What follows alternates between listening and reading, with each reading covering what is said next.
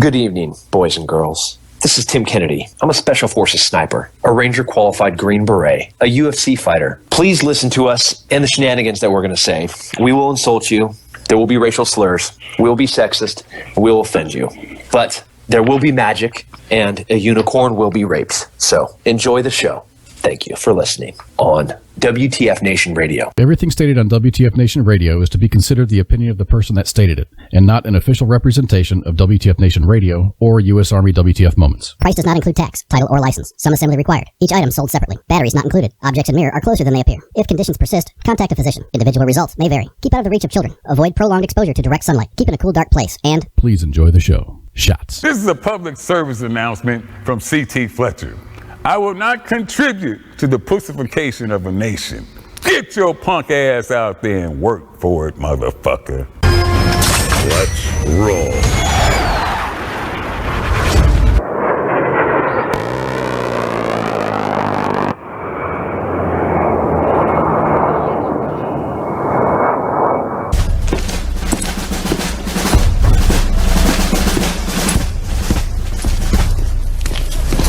Morning, Sergeant Major. How do you know what kind of goddamn day it is?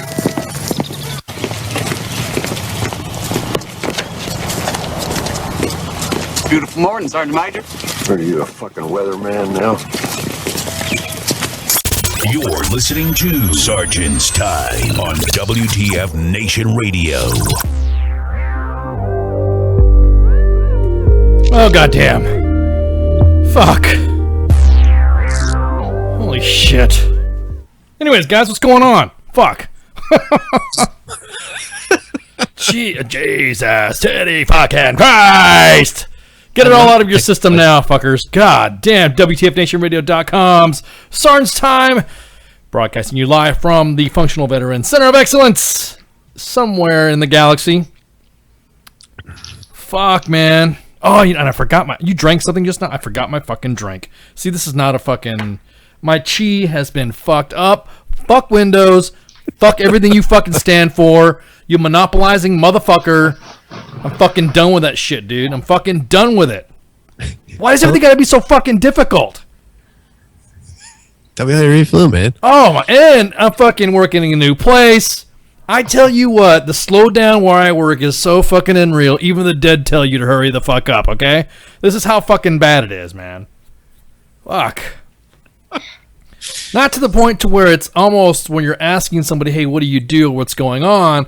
There's motherfuckers that do not have, how do I say this? There's so much work to be done that every time someone shows up, there's more, oh, well, you can work on this and then you can work on that. And I'm like, bitch. I looked my raider in the eyes. I told him, oh, you told your, I told him, I told my raider. I told him, I said, bitch, I'm an NCO of the fucking house. God damn. Literally have people looking at me asking fucking questions. Who are you? And what it is someone, and a wise chief once told me just recently, be careful. Be careful what you say when you go to your next assignment, because you will be probed and poked and prodded and peeled for information, so that way they can see where they place you. And I think, okay, yeah, whatever, dude. Yeah, got it. But your line of work is kind of different from my line of work, even though we're sort of kind of the same. You know what I mean? It's kind of like, yeah, okay, I gotcha, bro, gotcha. All right, gotcha, bro. All right, motherfucker. And then, hey, you want to get some coffee? Yeah, let's go get some coffee. Hey, get some fucking coffee. Holy fuck! I even told him. I said, bro, I was inundated with fucking questions by everybody and anybody who was not in uniform, by the way. Who was not in uniform. I did not realize that when motherfuckers work for DA and they're DA civilians at this grandiose headquarters of a headquarters, named 10 of headquarters in the Army to include its subcomponent unified headquarters of other unicorns, unicorns, exactly, unicorns, and fucking comms and docs and whatevers and comms that you want to fucking name, so that way you guys can really find out who the fuck I am. They literally are fucking just know, because that's what it is. They want to fucking know what you do, so that way they can go, oh, well, we can just put left or right on there and they can do it. You know what, dude? Fuck that. And then I even asked, hey, Chief, can I do your job? And he's like, dude, you're fucking, you're too old. He's like, you're usually like, you're a W5 or W4, don't give a fuck rank by the time we hit your years of service. I'm like, fuck. Oh my God, dude. So, getting used to that new environs and then looking around and being counseled on what I can and I literally said, I got counseled on what can I say and what can I not say, just because I dropped a couple F-bombs. And everyone's, well, you gotta be careful when you say that because, you know, people get offended. Wow, really? For what? Just for saying, oh, whoa. Yeah. So I am in the land of EO-ness. Oh, fuck. Yeah, and it's that type of environment where when someone gets butthurt or you put them in check, immediately go, oh, yeah. Oh, okay. So I had a similar, not that bad, but I actually got asked who I was and why it mattered when I was checking people at the door the other day. So I introduced myself, handing them my business card, and it was a moot point. Yeah. So I sit there and explain to them why we needed to do such things. Yes. And then they backed off after I introduced myself. So, but what kills me is that again, I work in a location with a lot of DOD civilians. But not DA's Army civilians, right? Just DOD. So the place I work, it's DOD owned. Yeah. So the mentality is a little different because it's a joint environment. Exactly. With all 4 branches. Which means the Air Force owns it.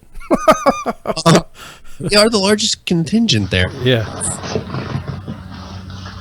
But the thing about it is, it's the same mentality though.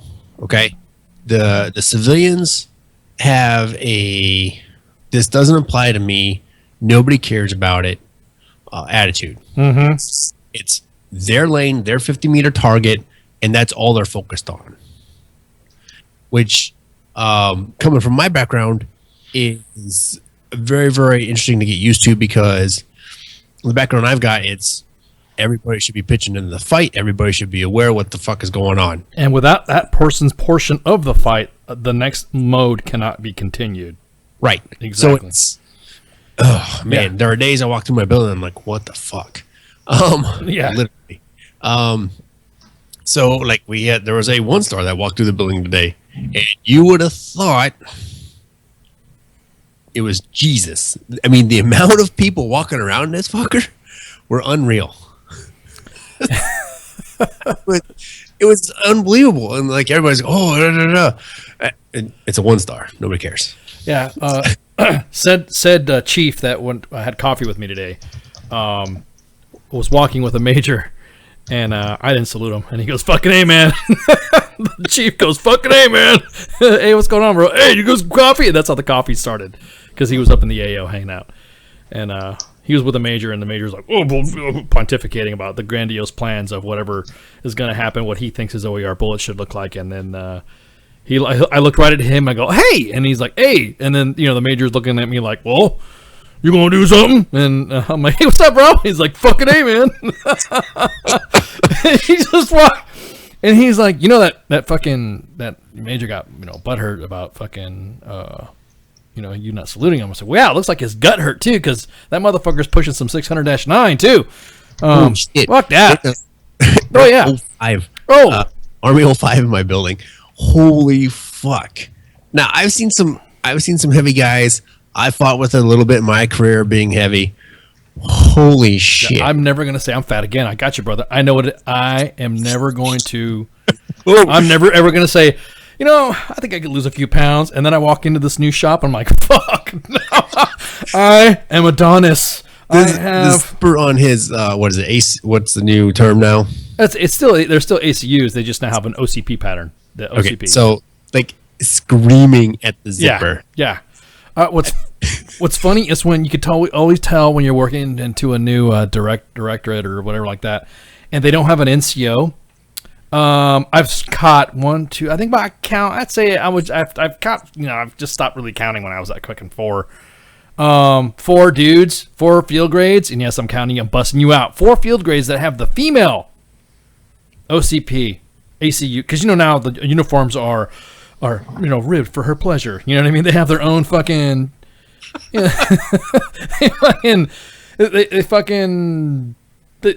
have uniforms now where females can, it's adjusted, so that way, it's whatever, it's tucked, it's done this in hemmed and haltered a specific way, so it, people say so it complements the uniform. I think it's some old perverted fucking, first sergeant like myself going, yeah, and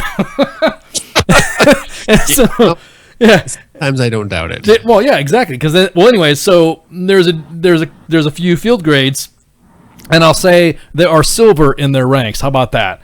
So that way I'm not being specific, and I'm talking about lieutenant colonel through 1-star. That looks like they didn't have an NCO with them when they went to clothing themselves, or their protocol NCO hates their guts and bought them female uniforms. I would vote for the latter because that's something I would do. Yeah, exactly. So I'm walking by. I was like, "Hey, are you here to do process? You need a." I'm like, "Yeah, I'm hip." Coming from the first sergeant, coming from the line, as a first sergeant, a lot of things just like there's. I'm like the Windows fucking blue screen of death when I see a uniform violation that's blatant. Hands in your pockets, your fucking ball. You got your PC on and you're out in the fucking DZ. Just shit that's like common sense stuff. I really don't. You're fucking you park in front of a building, and by the time it takes you to put your PC on, you're in the building. I don't break balls about shit like that. I'm a kind and generous first sergeant. You know what I mean? I'm a loving first sergeant. I want it, common sense, right? I'm like fucking what's his name? Xerxes. Oh, it's First Sergeant Xerxes. And it's not a big deal. I really don't give a fuck. But when it was so blatant when I looked at this fucking lieutenant colonel. When I looked at this lieutenant colonel today, and he was breaking balls about me and processing, and I'm looking at him like. All I heard was, "Hey, aren't you supposed to be?" Blah, blah, blah, blah, blah, blah, blah, blah. That's all I heard. In my mind, I was going. I was just like, keep talking, just fucking, dude. I'm gonna fuck. I didn't want to say it, and I didn't want to, be at the new environment, and then I'll be that one guy that just causes the fucking. All the Jamestown Kool-Aid drinkers is what I said, and that's what got me fucking, hey, man, be careful when you say shit like that. That's what it was, because there's some, like, holy rollers in there, and they really freaking, like, and I'm not talking about, like, holy rollers, they're like, we're talking the whipping the snakes freaking, I mean, like, some serious, brimstone fire, which, again, if you look at my workspace, I've always been sterile when it came to stuff like that. I only got, I guess a couple pictures of my family, a couple pictures of, some Joes and, me doing stuff with the Joes and all that. But you never really know about, you just see kids and stuff like that. And, yeah, so it was really fucking, I was like, you motherfuckers. You can't say that. What do you mean I can't fucking say that? That's like Jamestown Kool-Aid drinkers. You can't say that. Well, it makes it sound like you're talking about somebody's religion. Jamestown? That's a fucking dude motherfucking drink. Oh yeah, he made everybody drink Kool-Aid that in the name of whatever, and that's when they thought they were gonna go see. And then I said another faux pas. They thought they were gonna see 72 versions with Mr. fucking Allah and Mohammed, and wow. You would think in an organization where, very funny cuffs. You would think in an organization where we're out and doing most of our caring and our doing our work for mom, country, and apple pie, you would think that would be like the least thing that would defend somebody. But I guess it's still a hot button topic. I mean.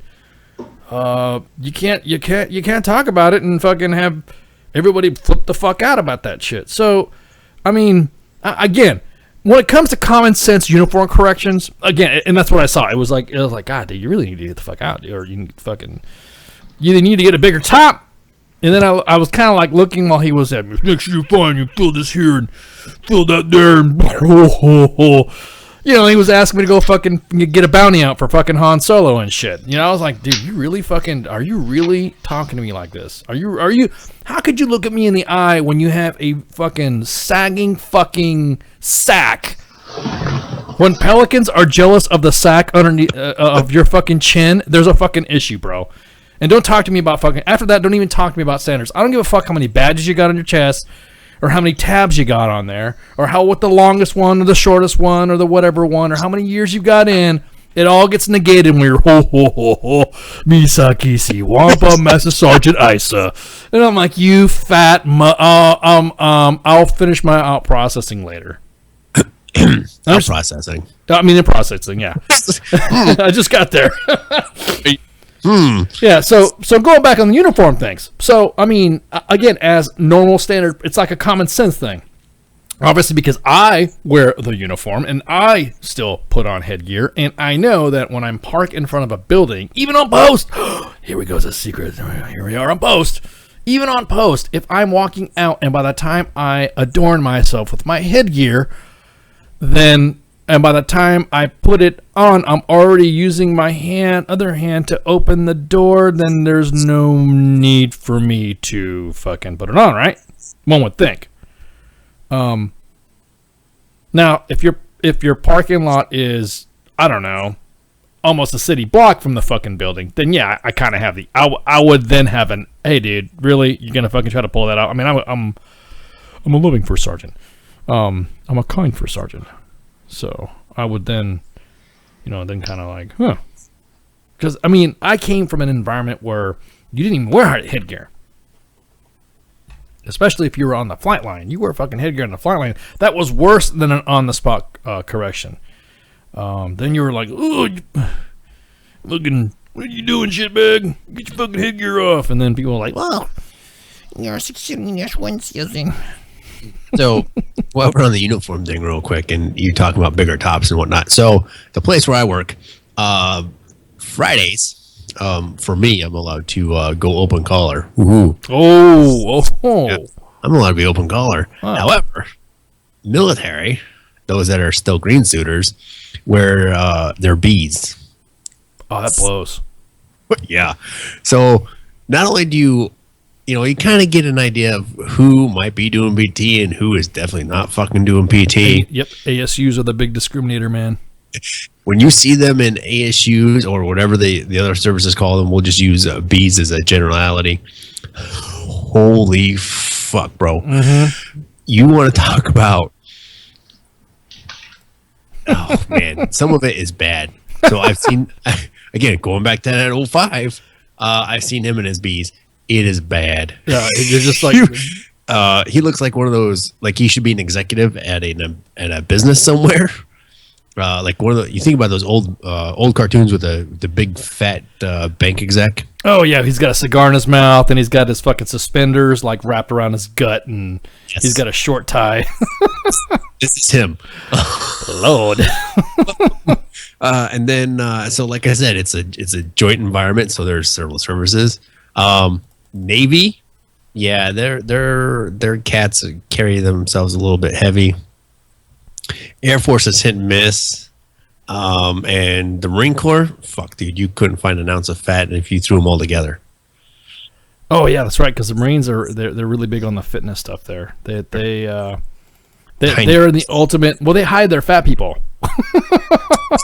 Obviously, they don't get awesome assignments. Like, well, do they or they don't? I mean, I don't know how the Marine Corps works their stuff, but.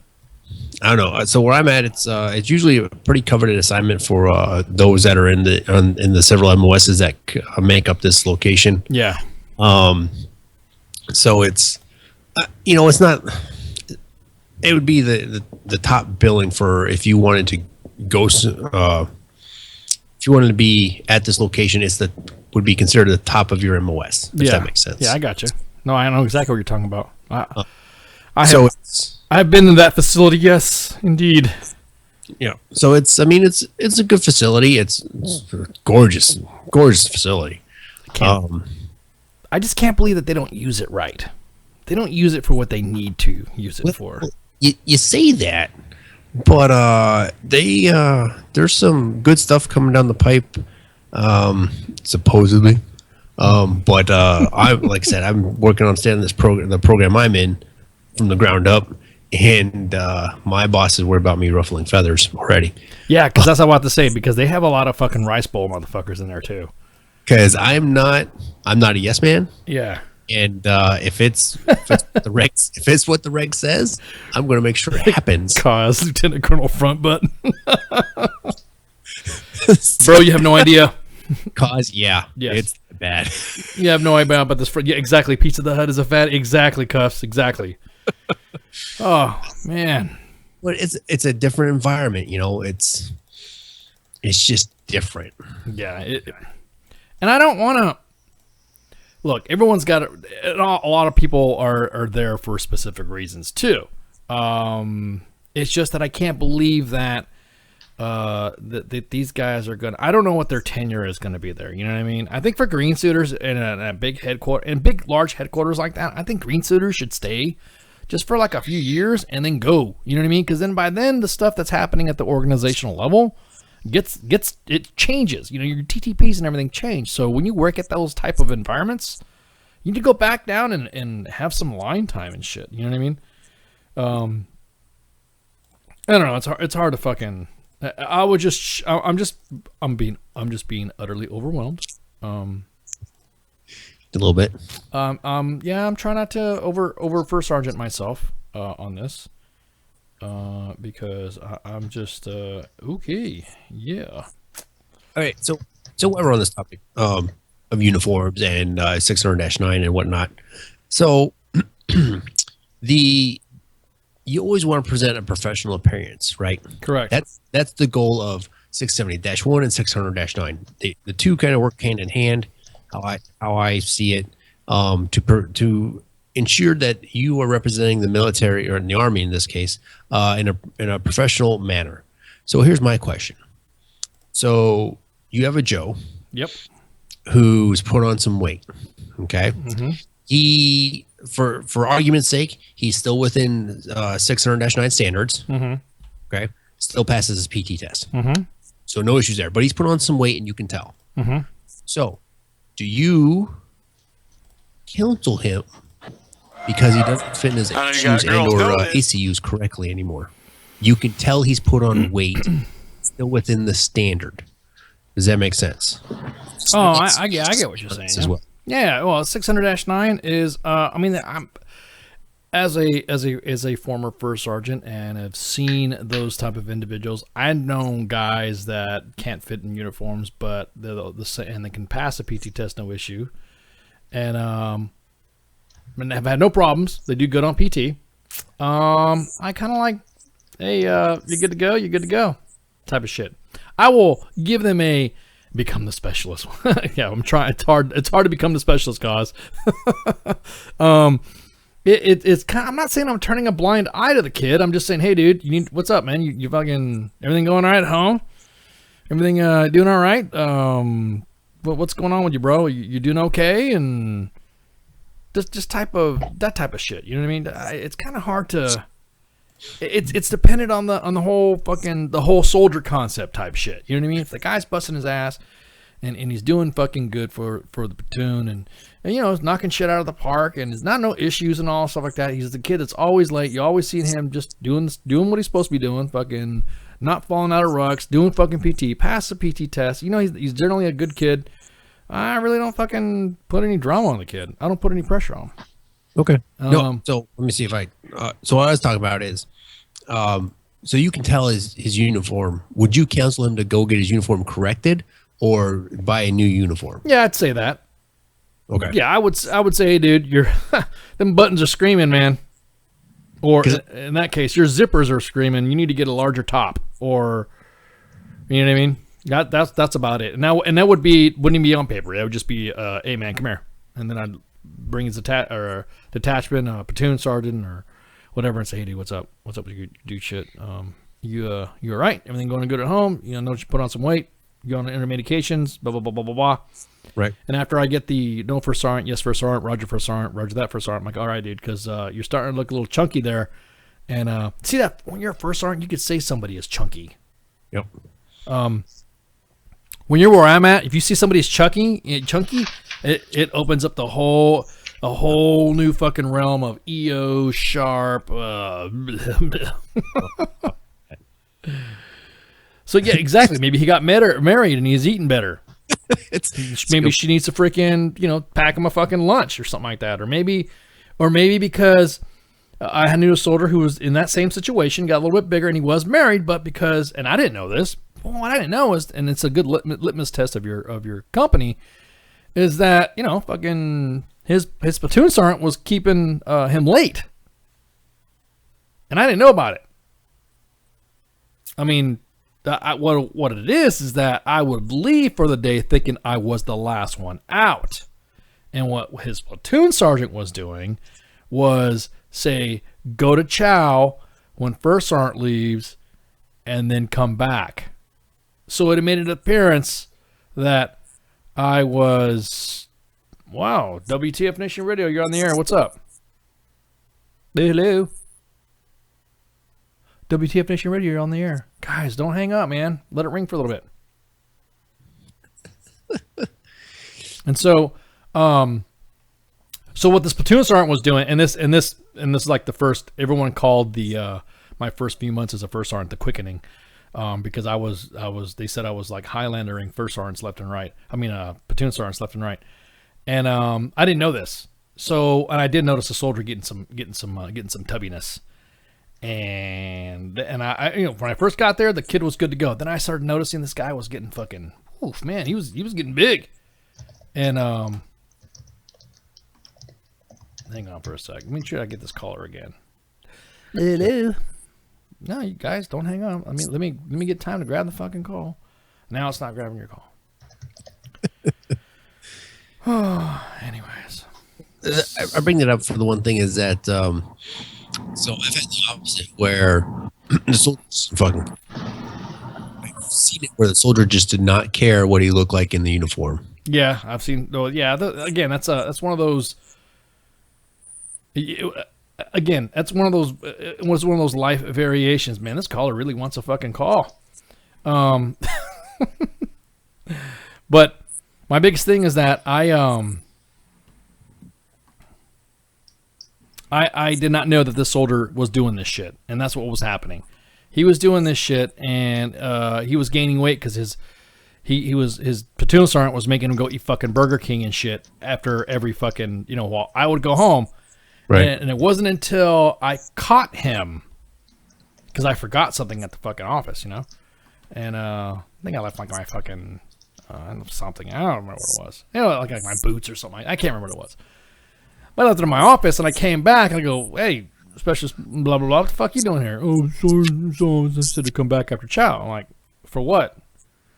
Well, he wanted me to do sensitive item inventories. I was like, whoa, wait. Dude, you a specialist. Why are you doing fucking sensitive item inventories? Jesus. So what he was doing is he was having his Joe do sensitive item inventories for the platoon before the sensitive item inventories came around. And so I'm like, no shit, really? Okay, we'll go home. But first sergeant, I'm just saying, go home. Dude, it's fucking 1830. Go home. But first, go home. Roger for sergeant. So I called home and I said, I ain't gonna be home. And I sat there and waited. And waited till about 1915. And it was like 1915. That was 1918 because I looked at my fucking watch and I was pissed. It was 1918. And platoon sergeant walks in. Spudges, blah, blah, blah, in the fucking hallway. And he's thumping and hollering and all this other shit. And I'm like, oh, I'm going to make this easy. I'm going to leave the orderly room door open. I'm going to leave my room door open. I'm going to leave the guide on out. Just fucking, because everybody knows, in my command, everyone, I like to play jokes on my commander too. I was a prankster, and hey, better fucking be throwing up, and goddamn, I want them inventories good to go. Blah blah blah blah blah blah blah. I just waited, and finally he just walks in. God damn it! Didn't I tell you? Where's my fucking coffee? Well, first sergeant, where's my fucking coffee? Every time the orderly room door is open, I'm supposed to be getting some fucking coffee with no pubes. And first sergeant, I'm just, wondering how come special so-and-so wasn't in here to fucking do it. And this guy's chaptered out, so I don't give a fuck. Oh, well, the platoon sergeant is. He got busted for some shit. And yeah, well, what the fuck you doing? Delegating your responsibility as sensitive item inventories, pre-inventories to a fucking specialist. That's my fucking concern. So we had a fucking talk and all this shit. Well, I'll see you tomorrow morning. Because I'm not going to do no counseling without no backup. You know what I mean? No battle buddies and shit. Because, you know, that fucking... That's what gets you... that's what gets you busted. Okay. So I freaking... You know, I told the CO this, next morning during PT. And it's like, hey, check this out, Sergeant so-and-so, blah, blah, blah. He's like, no fucking way, dude. Man, I was just thinking the kid was getting fucking... You know, he was all fucking stressed the fuck out. And he was kind of like rag-banging himself, and then he was eating goddamn fucking Burger King every fucking night. Because this kid, wanted to make missions, so he didn't want to fucking fail, you know what I mean? So this platoon sergeant scared the bejesus out of this kid. Man, once we understood that, the commander's like, fuck that, relieve him. Fuck yeah, relieve him. And then, you know, fucking platoon leader walks in. How come in Cav voice, how come you relieve my platoon sergeant? Let me tell you what's been going on with your platoon sergeant, platoon leader, and I'll tell you, you know, what the fuck. And, the boss wants to see you, by the way. Yep. Yeah, the boss wants to see you, by the way, and, you know, of course, and then with proper counseling, some paperwork, the guy was, you know, bam. Good. And QMP'd out of said service. This was a few years back. So, yeah, I was just shocked. And then after that, that's when, you know, once you have an issue with sensitive item inventories, then that's when that little ding in your freaking head goes, maybe I should, you know, because first sergeant's got Cav voice running in his head. Maybe I should, you know, maybe I should look and see what these platoon sergeants are doing. Oh, man. Was anything missing? No, nothing was missing. It was just, of course, because the specialist was given the fear of God that, you know, all hell hath fury. And, you know, the specialist is like, I mean, after the soldier, you know, he got injured on a jump and then had to get medically retired anyways. Well, he was a good kid. So I asked him, I was like, you know, you weren't really assigned for all that shit, right? You know, you could have just, like, dicked everybody over and lost all that shit, all those fucking A and CDs and all this other stuff. And he's like, well, for sure, you know, I didn't want a drama because he blamed me and blah, blah, blah, blah, blah. I'm like, dude, that's what happens when you don't fucking exactly what they said in the Facebook Live comments. If you can't talk to your soldiers without signing regs, then you shouldn't be talking to your soldier. You should be able to, as a first sergeant, to talk to your soldiers about anything and everything. There's no officers have open door policies, not first sergeants. You know what I mean? Yeah. So, hey, first sergeant, you got a minute? Roger that. You talk to your platoon sergeant? I will talk to you. However, I will ensure that back in the oh fuck, now the phones are really going nuts. For some reason hey, do we pay our phone bill? Supposedly. I don't know if we paid our phone. I'm gonna talk to Geek Squad because I was able to get one phone call in. And he's connecting currently, but this other dude, he's yeah. It says right here we got a freaking, holy crap! We got a messenger going up and shit like that. Who's been fucking with the phones? Jeez, fuck Windows, dude. Fucking Windows. It's not fucking me, damn it. Unfucking real. Unfucking real. How come you don't answer? Because we don't want to talk to you. Yeah, I don't know. Fucking, what am I, fucking Ma Bell now? Shit. So anyways, yeah, so the kid fucking, you know, the kid was worried. He's just like, was worried about doing a kick-ass job and, you know, fucking. So again, like I said, the fucking platoon sergeant got relieved and he got fucking QMP'd and he was done. And yeah, it was a big fucking deal. It was a big fucking deal because then it caused a cataclysmic throughout the fucking. You just imagine, you know, several battalions and line companies all of a sudden going, wait a minute, we have NCOs that are fucking making Joes do, do for fucking doing their own sensitive item inventories. Which, I mean, I hear that delegation's a beautiful thing, but Jesus, guys, really fucking whatever, man. So, you know, so the first So when I transferred from one unit to another, a PCS and whatnot, and I remember first getting down there. That's the first thing I was assigned to do was as a young sergeant, E5 sergeant. I was assigned to do a sensitive items inventory. And this is when I got briefed by my my NCO, my first sergeant first class. He said, now understand that you won't be able to sign it because you're not in the proper grade, but you're an NCO and we should be able to trust your judgment on it. I was like, are you shitting me? Did you really just fucking that? My first class. Whoa, you're right, Cos. Oh, I'm good. Yeah. What's that? And they're trying. I'm not. No, I'm not. I'm mad because people are trying to call and he doesn't answer, and they're trying to chime in. I'm trying to fucking do it, trash dubs. Fuck, man. Really? No, I don't want to talk to you. Oh, I've been dying for motherfuckers to call the show. I don't mind the debate. I'm checking everything right now, son. Cuff swears she paid the phone bill. I was about to say that I think wasn't she responsible for the bills this month? She said it got paid. Oh God. Oh, you guys need to make a phone because this is like fucking. This is some straight up bullshit. I got everything, all the settings on here on blast. Everything's good to go.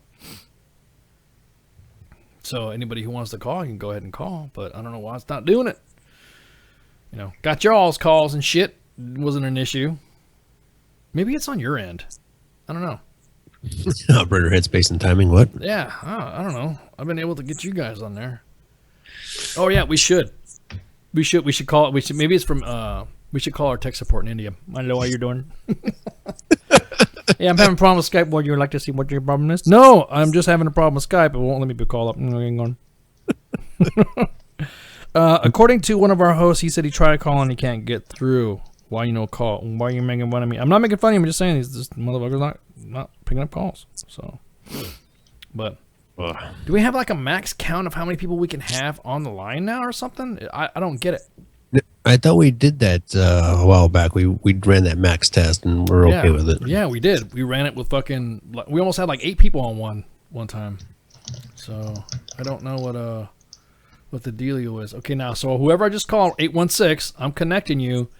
And it's saying I'm connecting you right now. And then all of a sudden, it goes. Boop, boop. Hang on. Yeah, how you doing? How come you're not hanging on? Yeah, but it ain't doing it. Yep, you done dropped off. 816. That's so weird. And it's I gotta make sure, dude.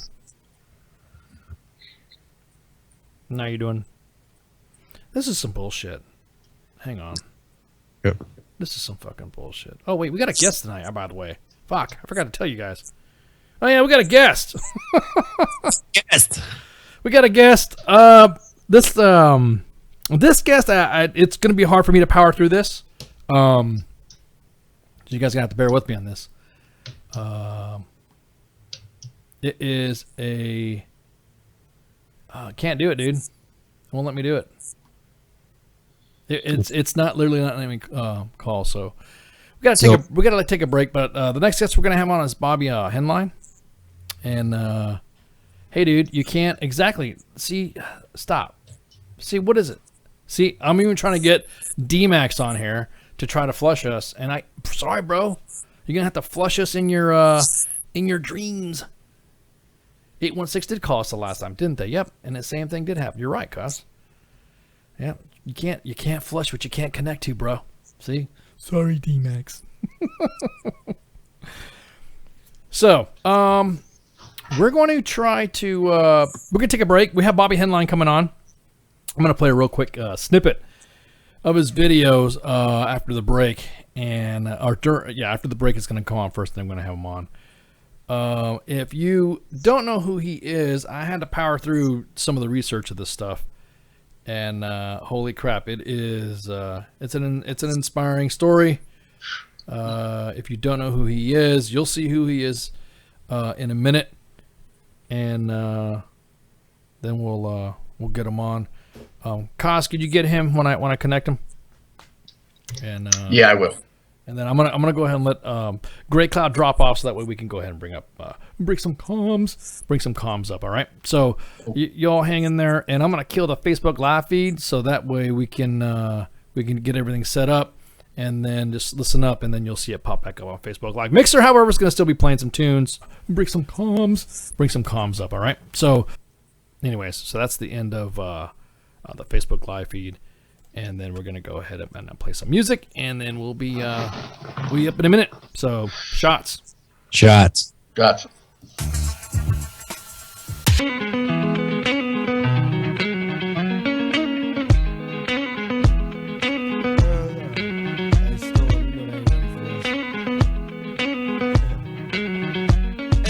I started out dumb, sprung off a hood rat, listened to the radio, wishing that I could rap. But nothing changed, I was stuck in the game, cause everybody in the industry was fucking me, man. Listen, I got a scheme, break away, do my own thing, drop the conversation, sit back and let the phone ring. Niggas, they wanna see me rise, 97, while we cut this motherfucker down the side. And if I catch enough of dates, Lord knows how they hate. He got a player in the courtroom, please don't let him frame me. I've been dealt a lot of bad cards, living as a dog. Got my best stones, wrestling in this land with no love.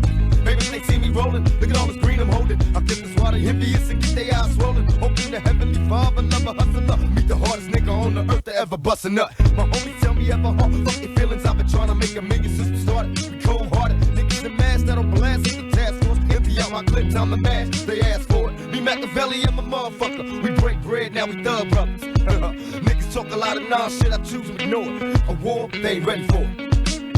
Now what you gonna do when my niggas come? Watch me clown, give me loving when I'm high. I'm an outlaw, baby, I'll be thugging till I die. In my drop top, double R, life is a rap star. Hustle like a crack fiend, till they catch me. Go ask somebody TV show, watching niggas at the sight on my night scope. Cooking white dope, got my nigga 25 to life. Stressed out, trying to have all the better things in life. While Machiavelli, a born leader to millimeter. Changing niggas' future like a schizophrenic palm reader. Eat from out the Bible I read. See the meek shall inherit the earth, and the strong will lead. Eating weed like it's alright. I'm in the studio, making music all night. My enemies cry whenever I rise. They hate it to the death, trying to beat me out my last breath. What you gonna do? Yeah, what you gonna do when my niggas come? Tell me now what you gonna do when my niggas come? Come on. Tell me now what you gonna do when my niggas come? Come on. Now what you gonna do when my niggas come? Who's the blank for my mind frame? Poverty is money game. Got me feeding for riches, wanting to kill for a taste of fame. Recalling dreams of endless ends, front page magazines.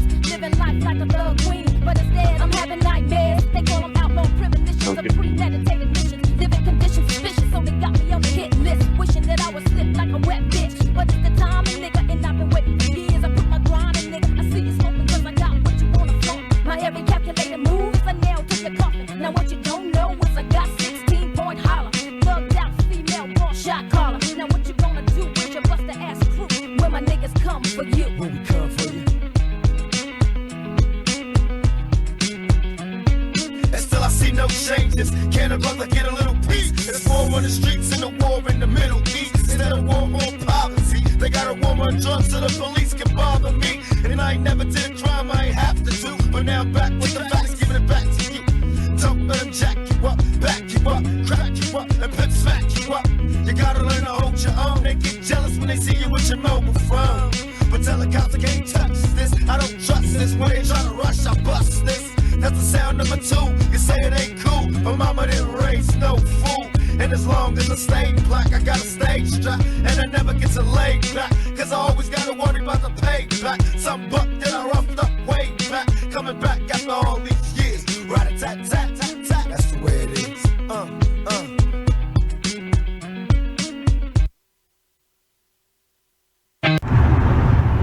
The bitches, they love visuals. This station is now the ultimate power in the universe.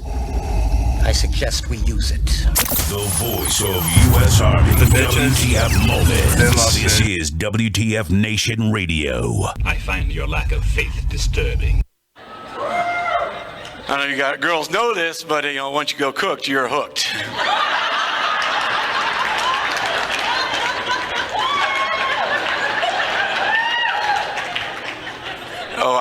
I can't believe I forgot to address my appearance. I usually get that out of the way right away.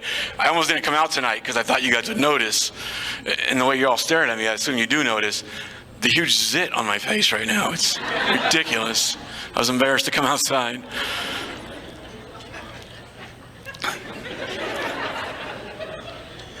No, it's crazy. I like Michael said, I did 4 tours in Iraq. Love my job. Thank you.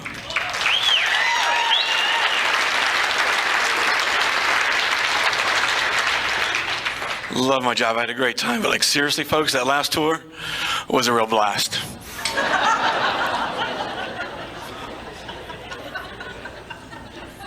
That's right. My Humvee got blown up by a roadside bomb. The crazy thing is that it took me 4 tours in IED just to figure out my lucky number was 3.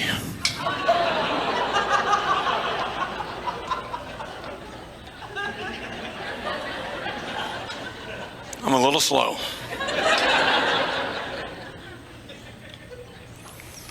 I learned something else that day that's very important. I want to share that with you guys so you don't make the same mistake I did.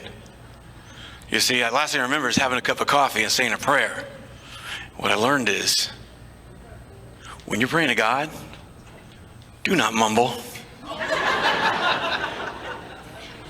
He does not have time to decipher what you're saying. 2 weeks later, I woke up in the hospital. First thing the doctor says to me, "Your wife's here, you ready to see her?" I'm like, "Oh my God, my wife's here? Really, Doc? Don't you think I've been through enough?"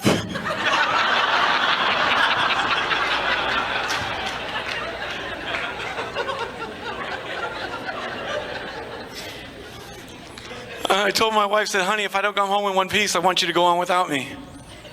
Luckily, her and her new husband let me rent out the garage. I love my wife. She's a great woman. But anybody married here? Where's our married couples? Married? Right, guys, you know what I'm talking about. The nagging, the yelling. I don't know about you, but I've had enough third degree.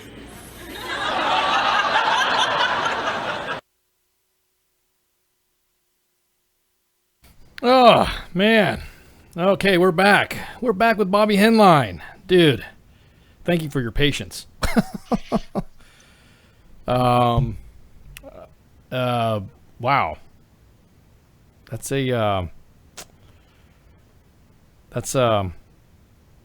I'm doing some research on you, man, and I don't know where to begin, man. It stopped me in my tracks. It stopped me in my tracks because I've never had a guest come on like this, and then your personality is so upbeat. I couldn't even imagine. I mean, dude, how do you do it, man? Bobby? Bobby? Bobby? Are you with us, Bobby? Bobby. Damn it, Bobby. Oh, man. You there, bud? I think is he listening to us on the Facebook live feed and then he's waiting for us to talk? That's probably what it was. I think he's here now. No, I think he's here. I got lost for a second. Yeah, I was about to say, you got lost in your own awestruckness. I got lost. I thought I got blown up the damn first place. I was gonna say, did you hear what I said? How do you persevere? How do you go? I mean, I don't know where to start. I'm kind of was going through some of the research, and I was like, is this the same dude that? And then as soon as I saw the name to the face, and I was like, damn, man, your story is incredible.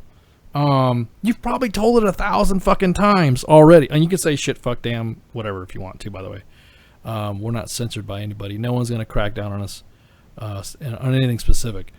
But dude, man, I don't know where to begin. I mean, you when I was going over your stuff, I was getting myself getting choked up. So, what happened? Tell me what happened. Yeah, well, it was I did my 4th tour. I was in Desert Storm. I'm an old guy.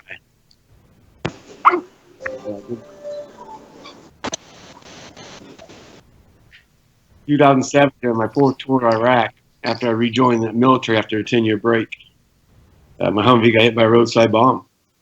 They blew up the Humvee and threw it 20 meters. They said it was 3 to 4 artillery rounds, like 155s, buried in the center of the road. Killed the other 4 guys in the Humvee and left me severely injured. Head burnt to the skull, left arm burnt really bad. Where 2 years later, I had the hand amputated, burns all over my legs. Doctor said there's no medical explanation why I was alive. 3 years of recovery, with physical therapy and everything, and I used my sense of humor to get through it all. I just kind of joked around. It's the same thing we all do. In the military, we got that dark sense of humor in the shit situations. Yeah, we do. We got to make light of it, and that's how we get through it. And so I just kept doing that in the hospital, and eventually my occupational therapist says, "You got to do stand-up comedy." And I said, "There's no way I can do stand-up comedy. It's funny right here in the hospital. We joke around with each other because we all have a sick sense of humor. Medical staff has to have a sick sense of humor. That's different. The general public will not be able to laugh at me going, 'Hey, guess what? I got blown up in Iraq. Isn't that funny?' I didn't think that'd work. I'd make jokes in the hospital, like the recovery. Like there's a guy with missing both legs above the knee. He's walking for the first time on prosthetic legs. His family's there. We're all there. We've seen him come through it all. It's just one of those moments. And at the end, they asked him how it felt. He said, "Well, half of me feels like." You can't say that anymore. Technically, that's all of you. That's like me saying, on the other hand, it's normal, and we got to fucking deal with it.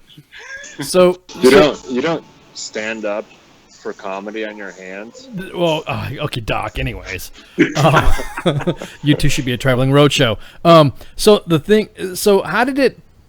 Did it really start? I mean, because I know you've done your recovery and you're from what I understand, are you still recovering from these injuries? Yeah, this happened 10 years ago, April 7th, 2007, and I'm actually going in for another surgery, November, December, trying to schedule that right now. Yeah, that's what I was hearing, that you were due for another one, I guess. Does it kind of place things in perspective when you're doing your stand-up comedy? I mean, does it really? I mean, because the type of comedy that you're doing on yourself, it's about as brutal as it gets when you talk about it. Does anybody come back and say, "Dude, you shouldn't be doing this"? Why the hell are you doing that? No, definitely get it was hard. I feel bad for laughing, but it was fucking funny. Okay. But yeah, I'll get all that stuff for sure. And I knew it'd be hard to get them in the beginning, to get them to be able to laugh at me. Yeah. When you're doing the self-deprecating stuff. I remember when I first did a show in Vegas, and the local Fox guy there just said, he does a self-deprecating style. I'm like, did that guy just say I shit on myself? English, motherfucker. That's not deprecating. Only old people deprecate. Eventually. Yeah, eventually. Yeah, yeah, exactly. Did it? But I'm just wondering, because most people in the vet community, if you make fun of anything veteran lately, it seems like people get sensitive and butthurt about it. So I was just wondering. I can definitely get away with it. There are people who make comments on Facebook that are friends and stuff like that, and people get mad at them. Like, if you're following me, you kind of know my sense of humor, and I'm trying to fire everywhere and make all kinds of selfies wherever I can. I was just in New Orleans, and there was like these flames coming out of a fountain, so I stood by it so the selfie looked like my head was on fire. Oh shit! That's the kind of stuff I'm always posting, just kind of making light of the situation. I love you already. It brings attention. Yeah, it's one of those things that a lot of people get sensitive to. Just kind of like, dude, get over it. Because when I was watching your comedy videos, and I threw that one up. That one was from 2013, when you first started really starting to come up. And I always like watching stand-up comedians when they first start out, because that's when you get the most raw and the most. And it seems like it's more.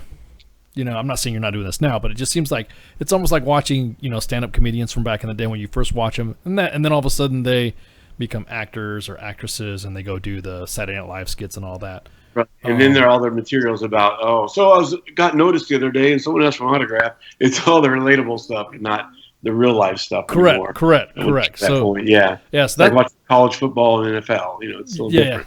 Well, yeah, of course. Yeah, don't even talk. I thought you were going to say baseball, but okay, got it, because I'm not a fan of baseball. I used to be a fan. But did Did it cause? What is your? I mean, because I know your wife. Your wife has been your big supporter. And I've been a multi-divorced individual. So did it kind of like throw a joke out when you said that your wife was gonna go run off with Jody, or your wife was still there when you opened up your eyes? Holy crap, dude! I mean, what did she say about that? She doesn't think I'm funny at all. But yeah, we've been divorced 3 years now. But she's a good supporter, and she's helped me out through a lot of shit in my life, and it's just one of those things. I mean, I got you, man. I don't know if that said it talks about it, but I joke around and talking to other married guys. I tried to make everything work out, but I had enough third degree. Oh yeah, exactly. I was gonna. Okay, you said that exactly. And we get along great now. She's a good woman. Things just happen the way it happened. It's tough enough to be married in the military, then you add all the stuff on top of it. But we have some great children together, and life is pretty good. Yeah, I mean that's all. It's all about the kids, anyways. Now, did it? Now, what made you get out the first time and then come back in?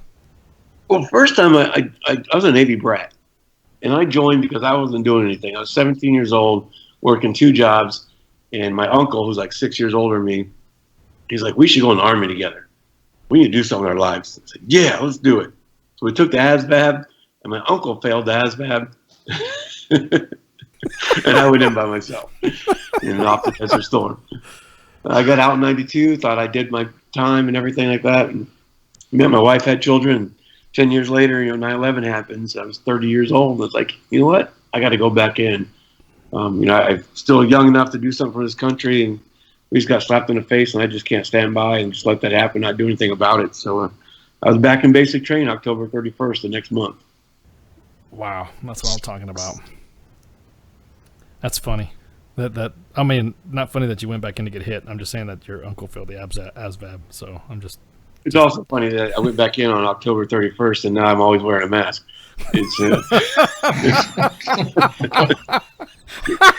And you haven't taken it off since. I'm stuck. I'm trying to pull it off. I mean, we could dogpile on the joke so you can use it for your next skit. I don't even.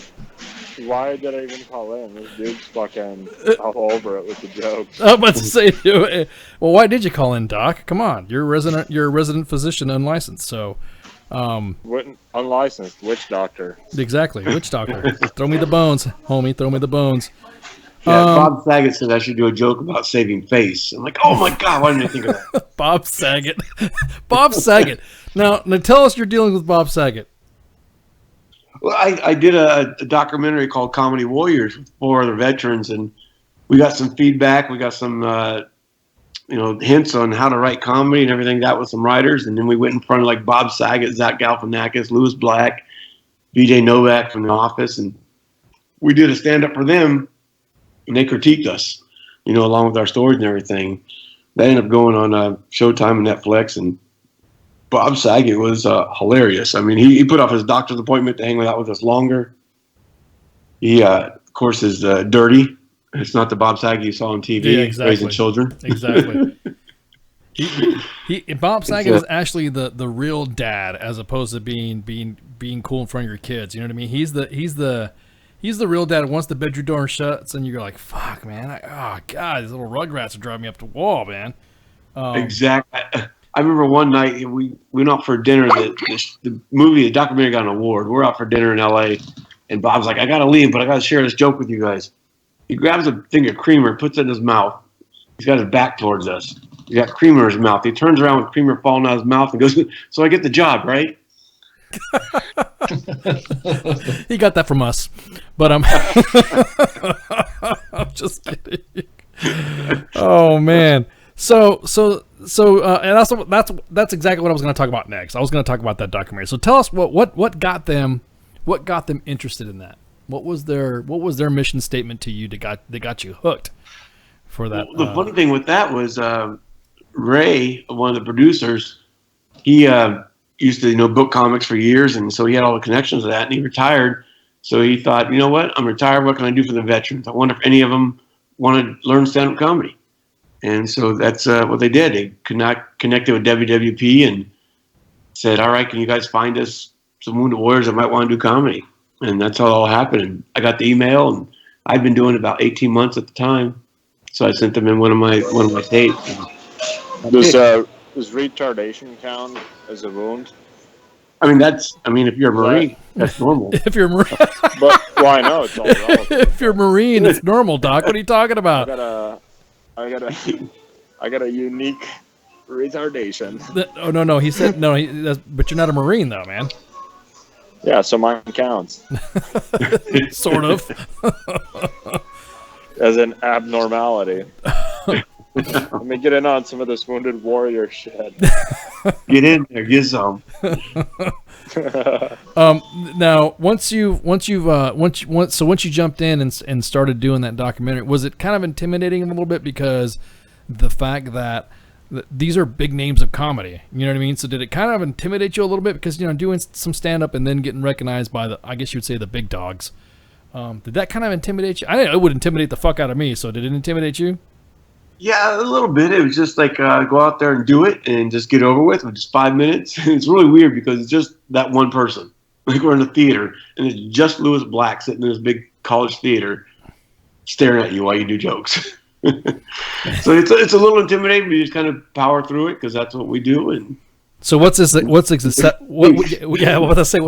accepting? I mean, how does he say you're in when he gets a couple giggles out of you? You give him to laugh a little bit, chuckle, or my opening line, what I use a lot is I'll just come out and stare at the audience for a minute. I don't say anything. I just stare at them for a second. Make them feel uncomfortable. And I just whisper into the mic, you should see the other guy. Lewis Black lost his mind when I did that. He said, that's the best fucking opening line. Her make these miserable fucking people think about their fucking lives the rest of their fucking life. Fuck these motherfuckers.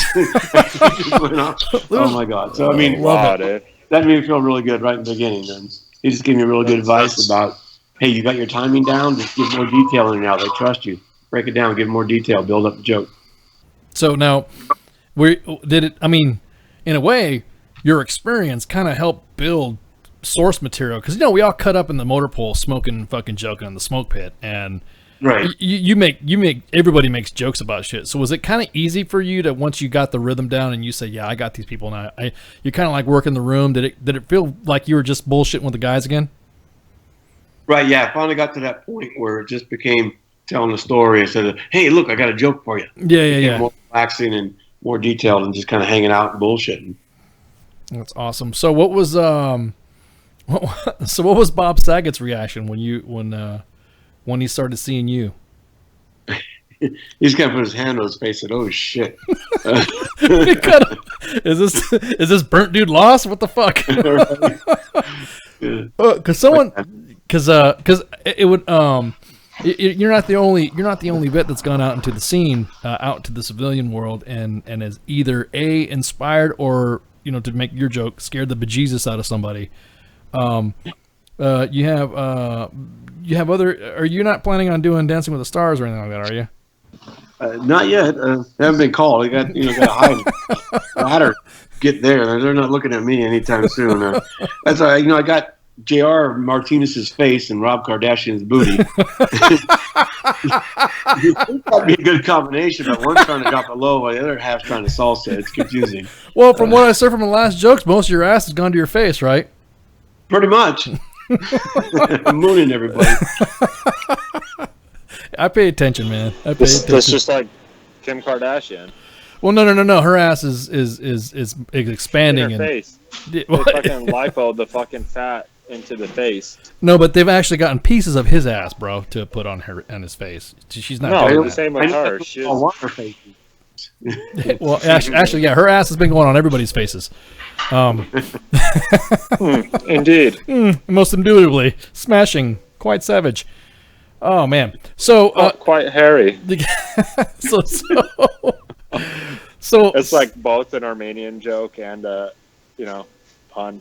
A pun of Armenian style and joke and of ethnicities. So tell us about Bravo 748. This is really the another thing that I want to talk about as well. And so tell us about Bravo 748. So I got talked into sharing my story. I realized by different avenues, if I share my story and being positive, that I can help put life in a perspective of other people in a different way, and they can help them see the light. We all got our shit we go through, and if you can hear the stuff I went through and still being positive and still chasing my dreams, that I can help other people do the same. So I started doing that. I started speaking also, sharing the whole story, and not just doing the comedy. And I've learned I can help other people that way. And so my business partner, Jamie Burton, actually hired me last year to come out and speak at her event. And she's like, look, I'm going to help you. This is how you market. I want to help you get out there and help you grow your business in speaking. People need to hear your story. And so we got together. She also helps out our buddy Kevin, who worked for the CHP in California. And Kevin, saved hundreds of lives from jumping off the Golden Gate Bridge and suicide prevention. And he was one of our first speakers to come aboard Bravo 748. So basically what it is we have up to, I want to say almost 30, maybe 31 speakers right now. They're all veterans. And we got speakers, entertainers, comedians, artists, and they're all veterans that want to share their story and help others. And we got some big names lined up. We just want to help them inspire the world. A lot of speaker bureaus will charge, 35%. Just trying to get these veterans jobs. We want to try to inspire the world and motivate everybody, So that's what we started doing. Jamie and I started Bravo 748 to help these veterans get out there and help do all the behind the scenes paperwork stuff, which is not me. Jamie's the rock behind Bravo 748. And that's where the name comes from, is Bravo, for B, obviously, is her son Brian, who she lost at 24 years old. He served in the National Guard in Kentucky, and then he got out and wanted to be a pilot. And while getting his pilot license, his last flight, his plane went down at 24 years old. So Jamie's been wanting to give back and serve for her son ever since. And so she's been helping people like myself and Kevin Briggs. And then once she started helping me, we started seeing other veterans that needed more help, doing the contract stuff, doing the paperwork, asking for money. A lot of veterans don't want to ask for money. We just want to make a difference. We want to continue to serve. But we all need to make a living. So Jamie helps us with all that stuff. And, like I was saying with the name, Bravo 748, Bravo for Brian. 7's her favorite number. Brian was 24 years old. That's why there's a 4 there. And 8 because infinity. And then you actually take the 7 and 4 and you flip it. That's April 7th. That's the day I got blown up, and also Jamie's birthday. So that's the whole how Bravo 748 got its name. Oh, was that coincidence, or was that done on purpose? No, 748 was actually on the tail of his plane. No, what I'm talking about is it being your birthday, on the day you got hit. No, that just what happened to be. That's the number that was on Brian's tail of his plane. Wow. And then it's Jamie's birthday and the day I got hit. Wow. So my live day and her birthday. And that's when we started talking to me, and I found out her birthday. She says, I don't know if you want to work with me or not. And then I found out her birthday. I'm like, I'm supposed to work with you. It's almost like fate, man. Yeah. Sometimes fate brings people together that you would not expect to be bringing someone together. What was the... I know it's been... you've gone through some also personal life issues. Have you been able to kind of pick yourself up? I'm only speaking, of course, of a formerly divorced individual. Have you been able to kind of,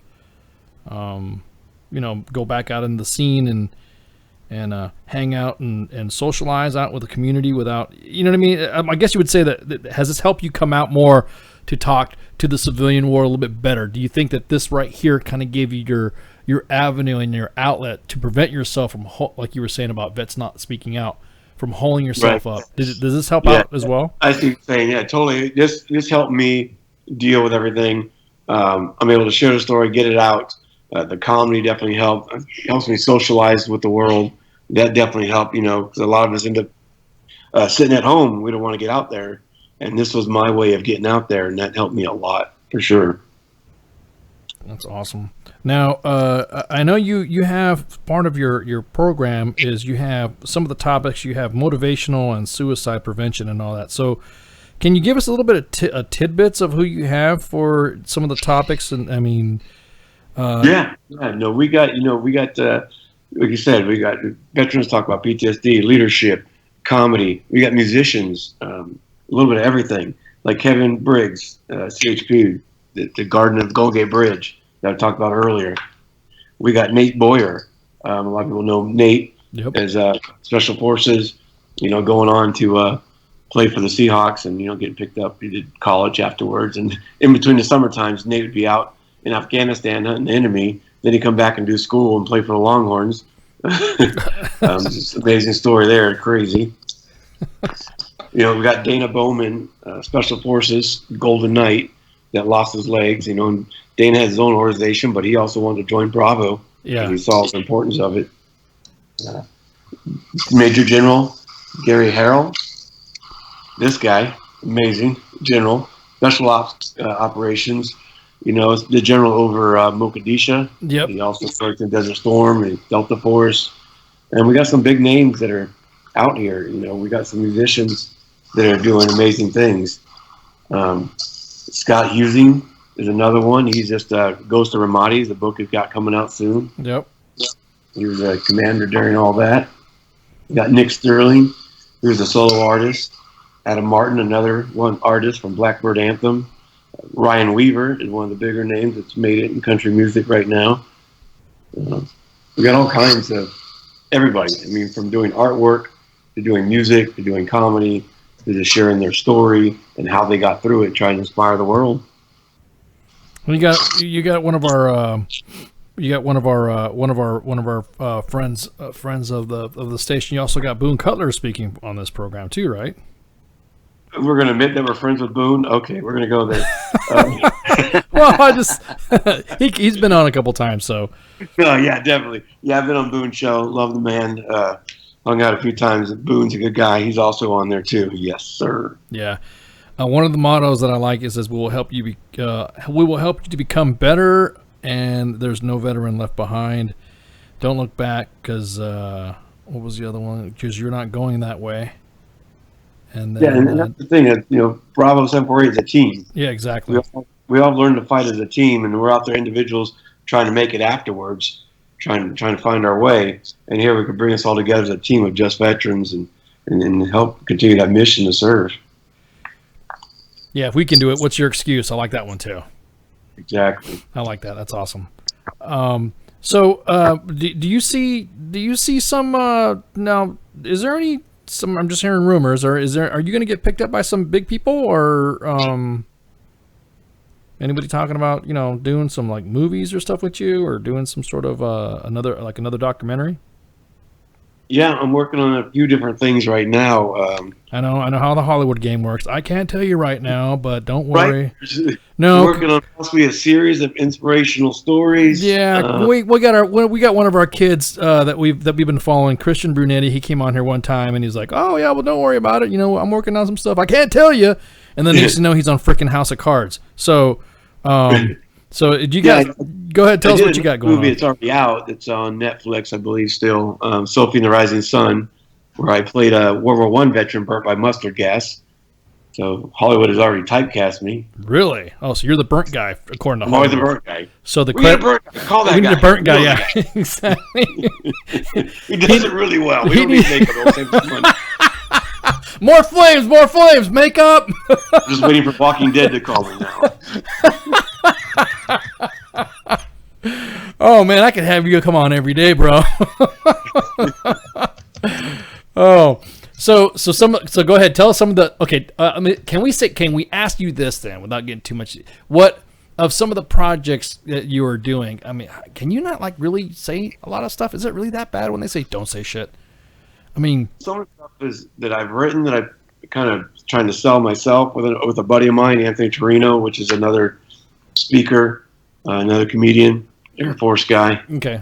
No, I understand, because I know Hollywood. Stuff we've written that we're trying to sell and pitch out there, and then there's other stuff we're making parts to try to sell out there. And yeah, no, I got you. Like that. Anything that you guys do, and I've seen how Hollywood works. Anything you guys come up with, somebody will fucking come by, plagiarize it, and take your idea and make a whole. Right? I was like, oh my god, I thought of that. Yeah, exactly. Yeah. They'll fucking make a meme out of it. They'll make a meme out of you and shit. Their dirty fucking watermark all over it, and then demand that you credit them. And it's like, bro, this isn't fucking 1800s. Exactly. Like, chill out, Mary Shelley. Exactly, cause get Bobby Henline. We'll save a bundle on makeup. So right, I'm there for you. I'm here. You don't need enough. Oh my god, you don't need enough foundation for this dude. Makeup guy's freaking out, having anxiety. Exactly. What do I do? Makeup guy has a service dog just to deal with me. That or the makeup guy comes in and goes, "Oh, I guess someone already got to you." Oh shit, I'm late. My watch must be broken. Fuck. You should have said, "Well, you're gonna start." Okay, well, all right. Well, I won't peel it out of you then. No pun intended, but I won't peel it out of you then on what your next. See, that's fun when you when you don't mind us taking jokes like that. Because again, I doing some research, man, and it got me. I'll have to say it, man. I've been in for about 30 years, and I'm still active, and of course, I can't show you my face. But dude, your heart is way better looking than what my face is right now, man. I'm overwhelmed, and I'm extremely humbled and honored to have you on here, man. Thank you. Yeah, I can't show my face either because I don't know where the hell it is. Well, no, it's somewhere in Baghdad. See, we can feed off of each other, man. Somewhere. It's like fucking radio personality. Oh right? my God, it is. Like the face built for radio. You right? actually do have a face. Well, can you say stitched together for radio voice. You have a radio voice. It's a nice way of saying, "Oh, bless your heart." I didn't know what that was until someone told me from the South what that meant. Then I got pissed off because all these time people have been saying that to me. That means they've been calling me an idiot. So I'm about to do a run. Oh shit! Well, tell us about that. Run like you're on fire tour. You fucker. Damn, dude. Yeah, I'm thinking you're That's like fucking savage. You do it. Run because I'm burning tour. Oh my god! Hitting up a few different places. Probably going to try to hit like 18 states right this year, and then next year I'm going to do all 50. I'm going to just do a 5K. Okay. Raise money for you're the boot campaign and for achieving freedom. So, well, you're being serious. That's what you call it. It's just really called "Run Like You're on Fire." Is that Run Like You're on Fire tour? Oh my! There's shirts out there you can get that have a stick figure that's head on fire and it just says "Run, Bobby, Run." What the fuck? Oh my god, dude! Oh, I'll buy one. Yeah, I'll definitely. Tell us. Shoot us an email on the to the front desk, bro, and then we'll be more than happy to fucking. We'll pimp some of your stuff out for your run. We won't mind advertising.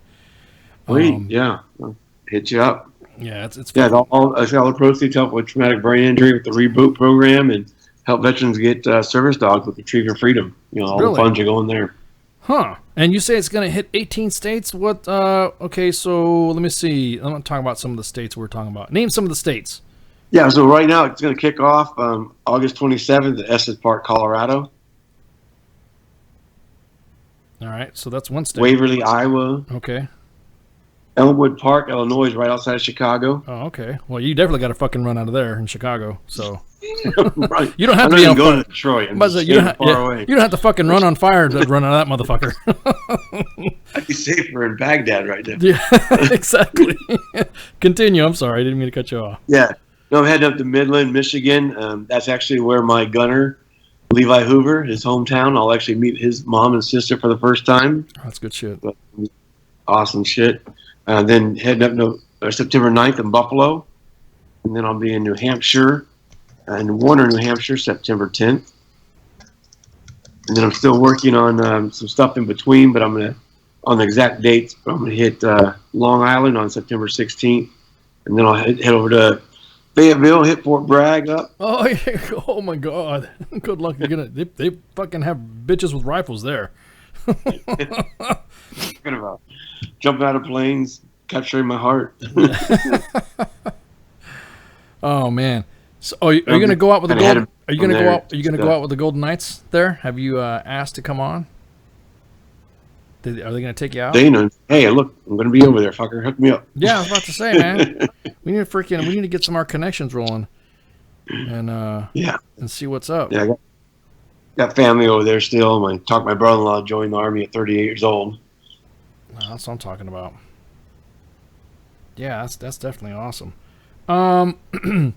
Yeah, so I'll tell you what. I will.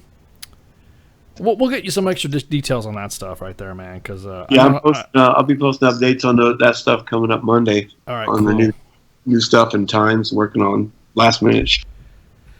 Now we get some comments in the mixer. We have Mixer.com saying this guy is funny as hell. Go ahead, make a hell joke. It's been there. Oh man. But all right, Bobby. Well, hey, thanks for coming on, bro. And all right, next time, have your fucking phones working, okay? Oh, dude, man, I told you, fucking Bill Gates, bro. I see where I stand with you. Oh, man. See, I knew the comedian was gonna break my fucking balls after fucking this shit. Oh, this is fucking frustrating, but not you, the phones. But always a pleasure, man. You're always welcome to come back, man, and we really appreciate you coming on. No, I appreciate you guys having me on. All right, man. Thank you. Guys, we're gonna go ahead and kill the Facebook Live feed so that way Kaz and the guys can go ahead and do their business. And so right now the guys on the call won't be hearing me in about now. And so you guys can go ahead and check out our previous broadcast. We always got this loaded up on Facebook Live, and then also you can check out Mixer for previous broadcasts. And then you'll be able to scroll through it. Go to the WTF Nation Radio Room channel on Mixer.com.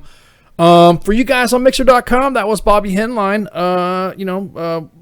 Combat vet, combat wounded vet. Great story. If you paid attention to the beginning of the story or the beginning of the segment, you would have been able to see a little bit of his stand-up comedy. And it's Bobby Henline discussing Bravo 748, a military and combat speaker consortium. And also he's been part of several combat comedian troops sponsored by Zach Galifianakis and I can't even hard probably say that name, and then Bob Saget. So you guys really need to check him out. He's freaking hilarious. If you look at some of the stuff, that clip came from, if you guys were wondering, that came from 2013 when he first started coming out. And like I said, I grabbed those types of those clips from stand-up comics because those are the guys that you see them when they're first hungry. When you first see them, grabbing life by the horns and just fucking taking charge. So again, Bobby, we thank you for coming on. And so now it's time for our freaking a break, and then we'll go ahead and pop some tunes in the mixer. But Facebook Live, we're gonna cut out until our next our third segment coming up, so we can do some stories from the inbox and other Sergeant's Time drama that you'd like to discuss. Of course. We'll see you in a sec. Love you, mean it. Shots.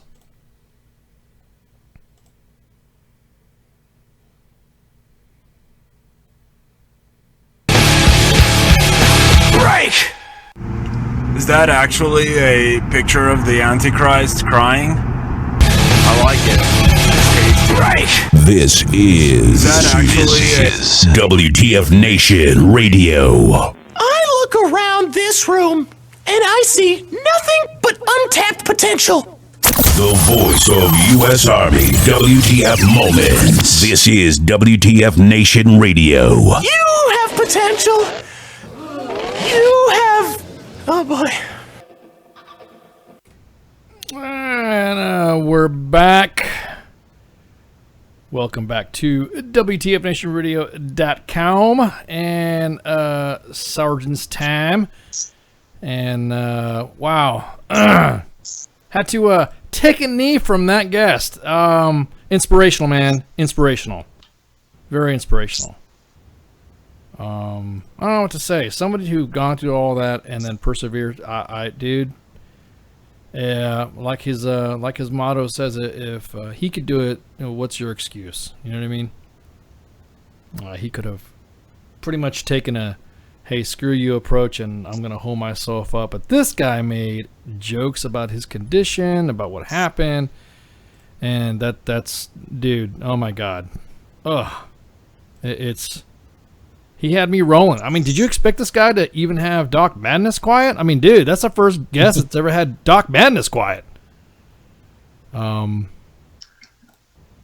just when you're thinking you're having a bad day and shit sucks. Yeah, dude. I was muted, man. Doesn't mean that I wasn't fucking raging fucking internally. Oh, of course. Yeah, that's what it is this time. Got it.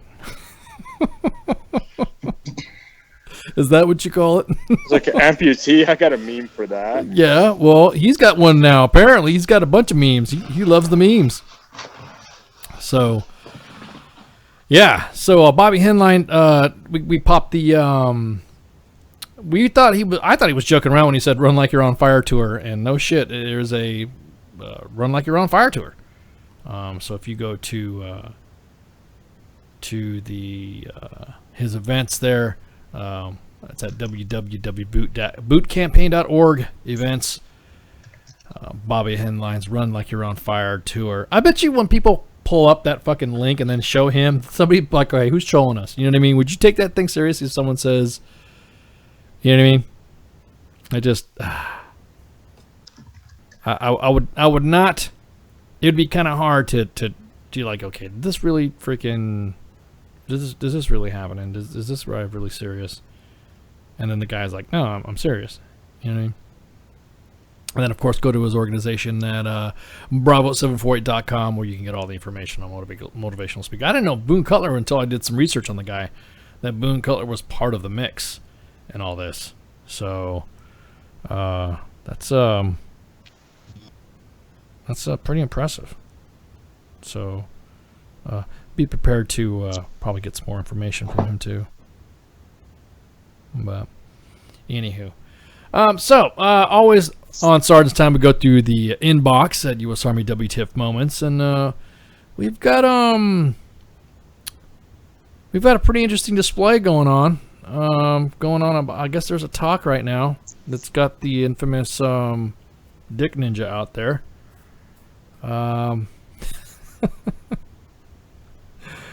Somewhere a talk NCO is laughing while the Ops Sergeant Major is not. Bark, bark. Bark, bark, bark. What I want to know is that what did they use to get that aerial display? Because I know, according to several policies now, you can't fly drones over military installations. They get the ass now. Well, so yeah, those drones, not, Here's the thing about that, what it can be adapted to for a commander's wants and needs or uses or whatever the fuck else you want to call it. Yeah.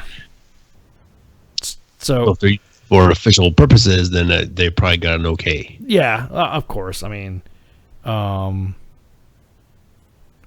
the funny thing is that there's a story that needs to come out, and Doc Madness, this is a WTF moment that happened to you. You of all people. How dare you get WTF'd? So tell us your story about you getting WTF'd at a Starbucks. Yo, can you hear me? Yeah, I can hear you. Alright, cool. Yeah, I posted it on the fucking page, dude. Some dude saw on my fucking iPad, I have a Pineland patch, flag, right? Yep. And so some dude came up to me and he was like, appropriate music for your story, by the way, but go ahead. yeah, bro. Fucking welcome to Pineland. I just want to fit in. I was about to say Pineland with Doc. American Psycho. Yeah, dude. So, dude, fucking like some fucking little redneck kid came up to me and was like, not impressed with the patriotism that I was displaying with a apparent foreign flag on my fucking iPad. and he felt necessary to fucking actually disrupt my homeostasis to tell me this. And like, bro, I was the first time in my life fucking speechless. Cause like, how do you explain to him that that's like, bro, I've got like I've dumped more patriotism and jizz, like staying awake on guard, than you fucking ever fucking seen in your life, you know. So yeah, dude. And I was like, obviously I vented, like not vented, but like I was like so shocked that I was like, holy fuck, dude, this just happened. And I told you guys, and then, you know, I like actually like at first I thought I was getting fucking Ashton Kutchered by, yeah, as a verb, because that's actually like something that our boss has done before to other people on the team. Yes, we have. And so that was like my go-to. I'm like, you got to be fucking kidding me. This dude's honey dicking me right now. And that was another reason why I kind of kept it fucking mellow. I just wasn't sure. Fucking Moscow rules fucking in full effect, you know? Well, my biggest thing is that immediately everyone started like trying to say that there was some Pogue attitude to that flag, as if nobody fucking knows what the fuck that flag stands for.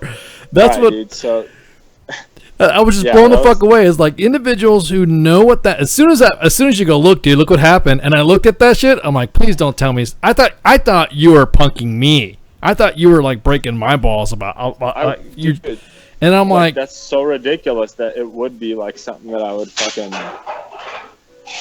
You know, like, how did I not think of doing that before? You know. That was ingenious. That was very ingenious. But what was funny was that some of the some people made some comments saying that you're a Pogue. Dude, and okay, so it was a little fucking shit stain that was like a fucking obvious sandhill fucking abortion. Oh, we'll just call him Nate. How about that? Yeah. We'll just call him Nate. So this fucking kid, dude, immediately starts talking shit.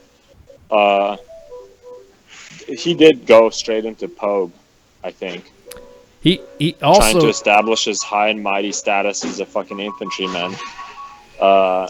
Which all he did was demonstrated that his fucking drill sergeants failed to skull fuck the stupid out of him. Yeah, he even also tried to say that one of our great sergeant majors that served back in the day was stolen valor, and when he said stolen valor, I was like, "Are you fucking kidding me?" Dude, no, like, okay, so I started fucking with them a little bit, and I'm actually gonna read it. Yeah, go ahead.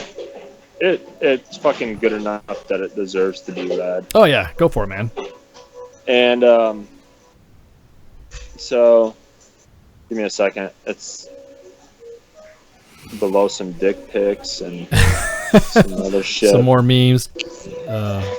Get away from the stuff that I send you too, bro, because I know sometimes that gets you in trouble. So basically, all right. So this kid, we'll call him pseudonym Nate Scott, because he's definitely Wisco Tango enough to fucking have two first names. Says, sounds like he punked you. ... Stop being a Pogue and get physical, bitch. Yeah. Some other dude, because I didn't immediately go on it, but it was like immediately after it was posted. Some other dude was like, LOL, silly little boy. And at that point, that's when I dropped the meme of Sergeant Major Mike Vinning. And if you don't know who it is, go ahead and Google it. It's way beyond our time available here for me to elaborate. But he's an icon in that world. He's a fucking god, dude. Yeah, he's an icon. And there's this meme that has him in his like DA photo with all his flair on. Yep. And the meme says, "You don't operate, do you, son?" And it's like actually something that he fucking was known to tell people when he was Yes, because he had the appearance of looking like a straight fucking school teacher, and yeah, bro, he looks like Mr. Rogers. He doesn't. Yeah, and a lot of members of that community, and that specific in those type of organizations, are very much like that. Believe it or not, they're not dudes that walk around in beards, fucking driving around and lifted and get physical because somebody fucking assumes your Pogue identity. Yeah, exactly. They don't, nor do they walk around in fucking beards all the time with lifted Jeeps. So they all don't look like that. So they look like Sergeant Major Vinning. So I posted that meme, and this fuckhead immediately replies with "stolen valor." Yeah. No, bro. Like, that's proper fucking, like, the dude is a fucking god. And then he says that he still has bragging rights. And this is, like, where I started to consider that he actually may have, like, some form of Down syndrome. Mm-hmm. The guy he was, and then I commented on, after that, I said, dude, are you fucking retarded? That's Sergeant Major Vinning. And this fucking kid, and then I posted the... Don't forget his ball... It wasn't even memed. Yeah, don't forget I didn't even meme it. Yeah. I posted the fucking scene from Inglorious Bastards. Exactly. Where they carve a fucking swastika on the dude's head. Yeah. And like... Well, he had a little... Probably my best work yet. But he had a little ball licker with him, too. He had a little ball licker that was like, cool story, bro. Like his little fucking... No, that was a different dude. Oh, okay. But I'm saying, but he had a little buddy. Dude replying to him after he said, I have bragging rights, and the guy's like, cool story, bro. Yeah. Yeah, okay, yeah. So he's replying to him. And that's when I said, like, this is my fucking best piece of work. But his next comment was hilarious. Go ahead. He says, Sergeant Major Vinny? Never heard of him. He wasn't on the 10th Mountain radar, bruh. Don't act like Soft and Delta are the only Army motherfuckers that go hard in the paint and combat dummy. And then another dude jumps in. He says, Nate Scott. Nate Scott is the pseudonym we're using for the retard. Is Nate Scott? He's literally a legend. Damn, son. And then I posted you don't like art? Yeah, like the one where it's like the meme that's most commonly it's used in is like when you start drawing paintings with the cocaine. Yep. And you don't like art. Then he says that's a weak comeback. Bunch of retard fucking like inappropriate smileys with heart faces. Like he's fucking thinks I'm honey dicking him or some shit. Oh man. Although his next one is then he starts attacking the commenters too. Yeah, so dude, it gets fucking retarded. So then I comment him. Some other dude. Oh fuck, where was it? Oh, I was replying to the dude that like was pitching in. I was like, Nate Scott is on his way to becoming a legend. It's going to hurt when he sobers up and realizes he should have stopped at the first 12 inches. And then Dipshit says, out of nowhere, Shugart and Gordon are legends. Okay, but he just said that he doesn't suck Delta dick, right? Now he's like taking it to realms of necrophilia. I know. And then, dude, it's so awesome because the jazz music in the background is awesome. Go ahead. I want to fit in. Go ahead. And then there's like Desert. I think it's like Desert One time frame. Desert Storm. It was Desert Storm. No. It was Eagle Claw time frame. Or no, it's Desert Storm, right? It's Desert Storm, yeah. Okay, and it's like a common public image of Sergeant Major Vinning pulling PSD for, who was it? It was for Schwarzkopf. It was Schwarzkopf. Schwarzkopf, okay. Yeah. That's what I thought it was. I was trying to zoom in on the name tag. That's not, 4-star general, not important. Yeah. Sergeant Major Vinning's in the picture. Yeah. But anyway, yeah, it's like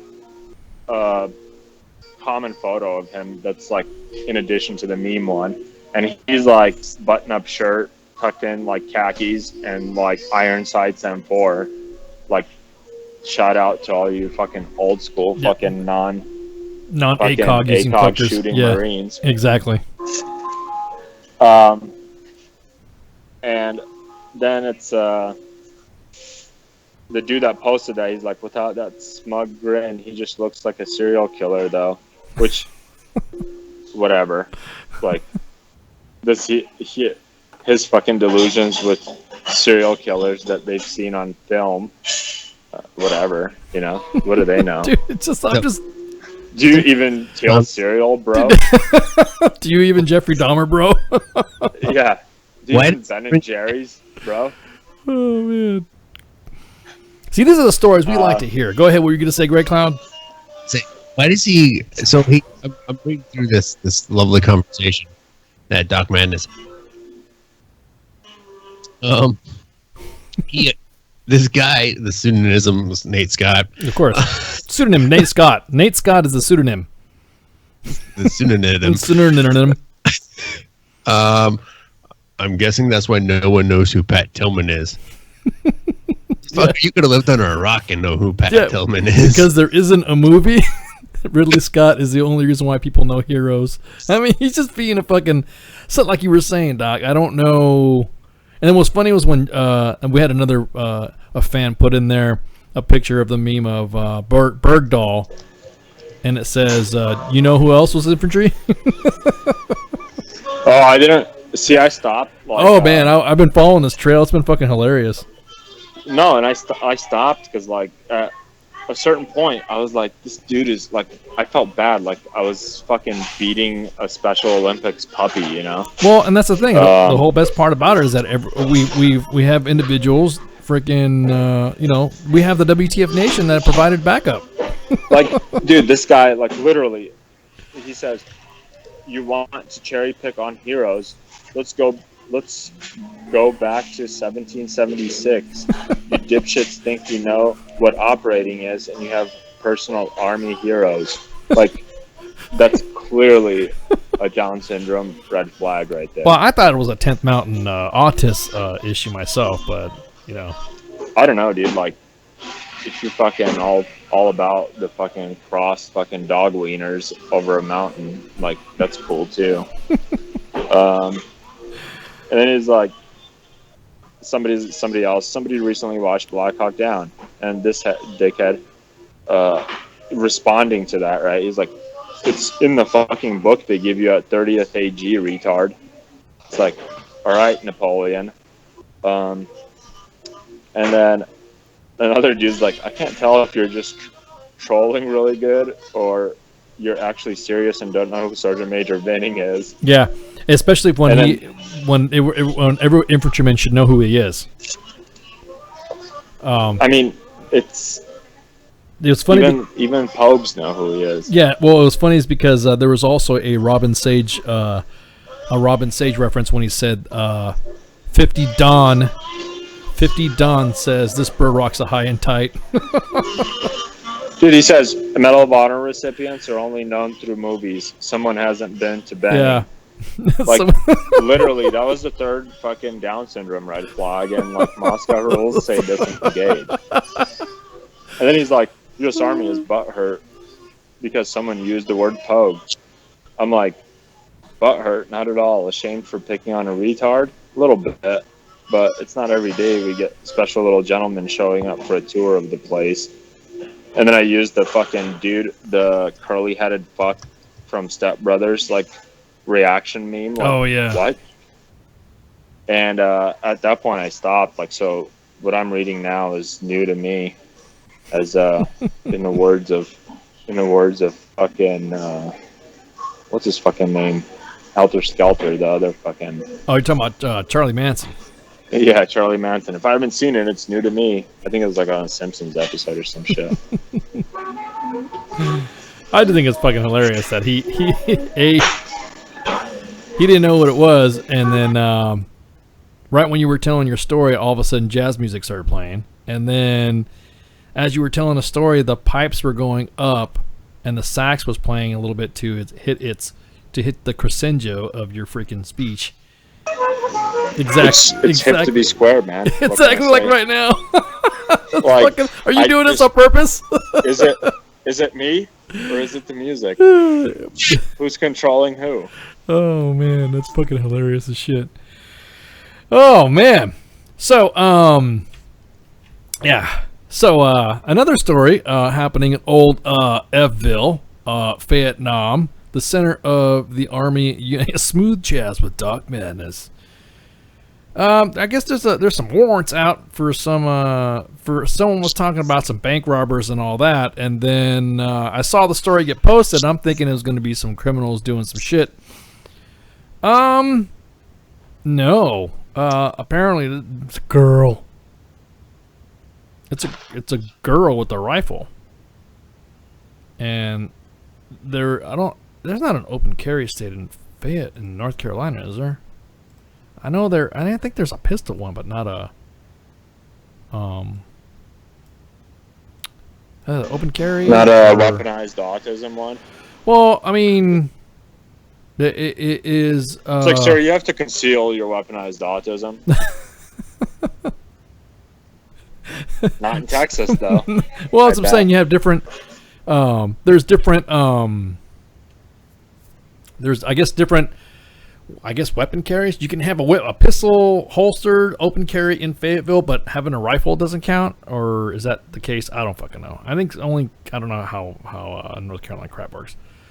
But the so she walks in with the rifle and goes into a Sprint store and gets all the phones, and not realizing that there's probably cameras. Then that's what they said. It looks like we don't give a shit. So she comes into the place and then goes into the Sprint store, tells the clerk, cashier, whoever, to empty out the phones, and then that's it. So the preliminary investigation, and we'll do. It's fucking like. Yeah, so many levels retarded. Yeah, dude. we'll do old Vietnam service. Let's steal a bunch of shit that has fucking MAC addresses and abilities to trace. Yeah, hey doc, come on. Sometimes like crooks just have to tracking learn. devices in the fucking like shit that you're like. Wow. Stuff that you're supposed to scan to turn on. Is that what you're saying? That requires some sort of exactly. Ashton Kutcher shit right there. That is. You almost think that it's supposed to happen. You expect her to punk you out. Like she walks into a Starbucks with the rifle saying, dude, if you don't like it, get out. Looking at the flag on your thing. So we'll do Fayetteville a solid and say, oh, God, I guess this just happened, I guess, a couple days back. Officers with the Fayetteville PD responded to the Sprint store on Good Middling Drive in reference to a business robbery. The preliminary investigation revealed that a suspect walked into the business, brandished a rifle, and demanded cell phones from the clerk. The clerk met the suspect's demands, and the suspect fled in a dark blue Mazda. The suspect was described as a white female with dark-colored hair and wearing green tank top with black horizontal stripes, black pants, and black sneakers with a tattoo on her right shoulder blade, carrying a rifle. See, she was carrying the rifle, not brandishing it, right? Is that the way it works? So, they're asking for the public's help to identify the suspect. This is considered a robbery. So, yeah, you can go ahead and jump on to the Fayetteville NC Fade-NCCrimeStoppers.org to fill out an anonymous online tip.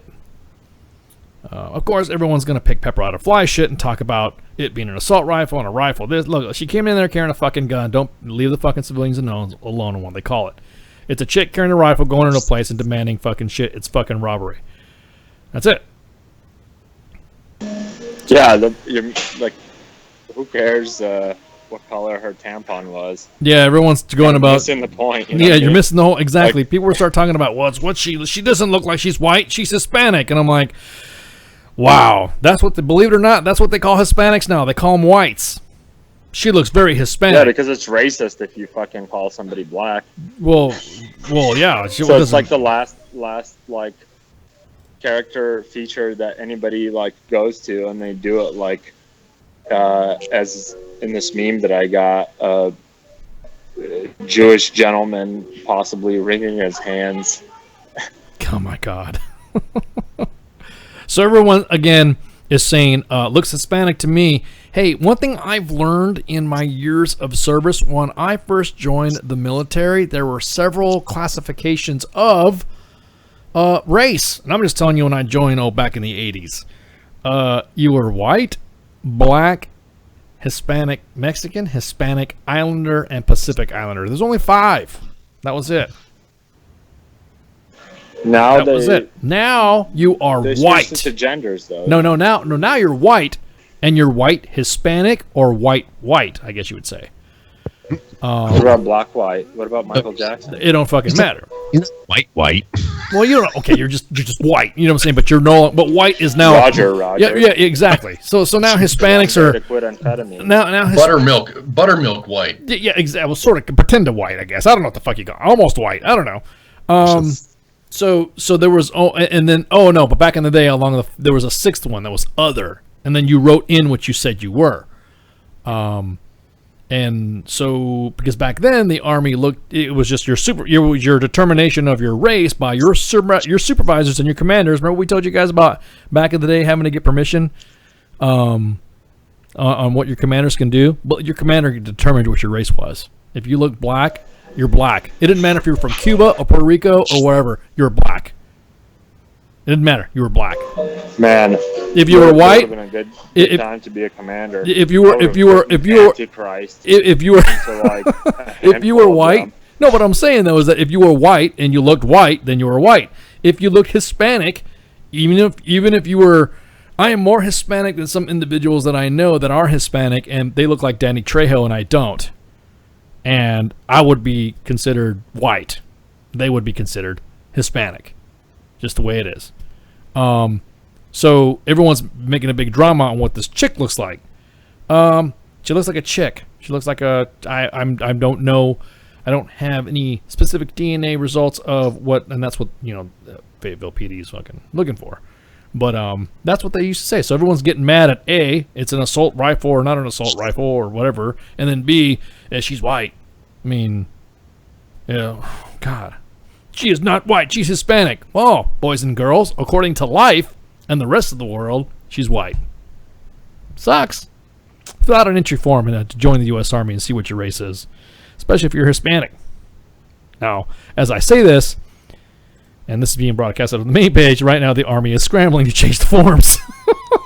Because they're already changing for everybody else. Fuck, I might as well.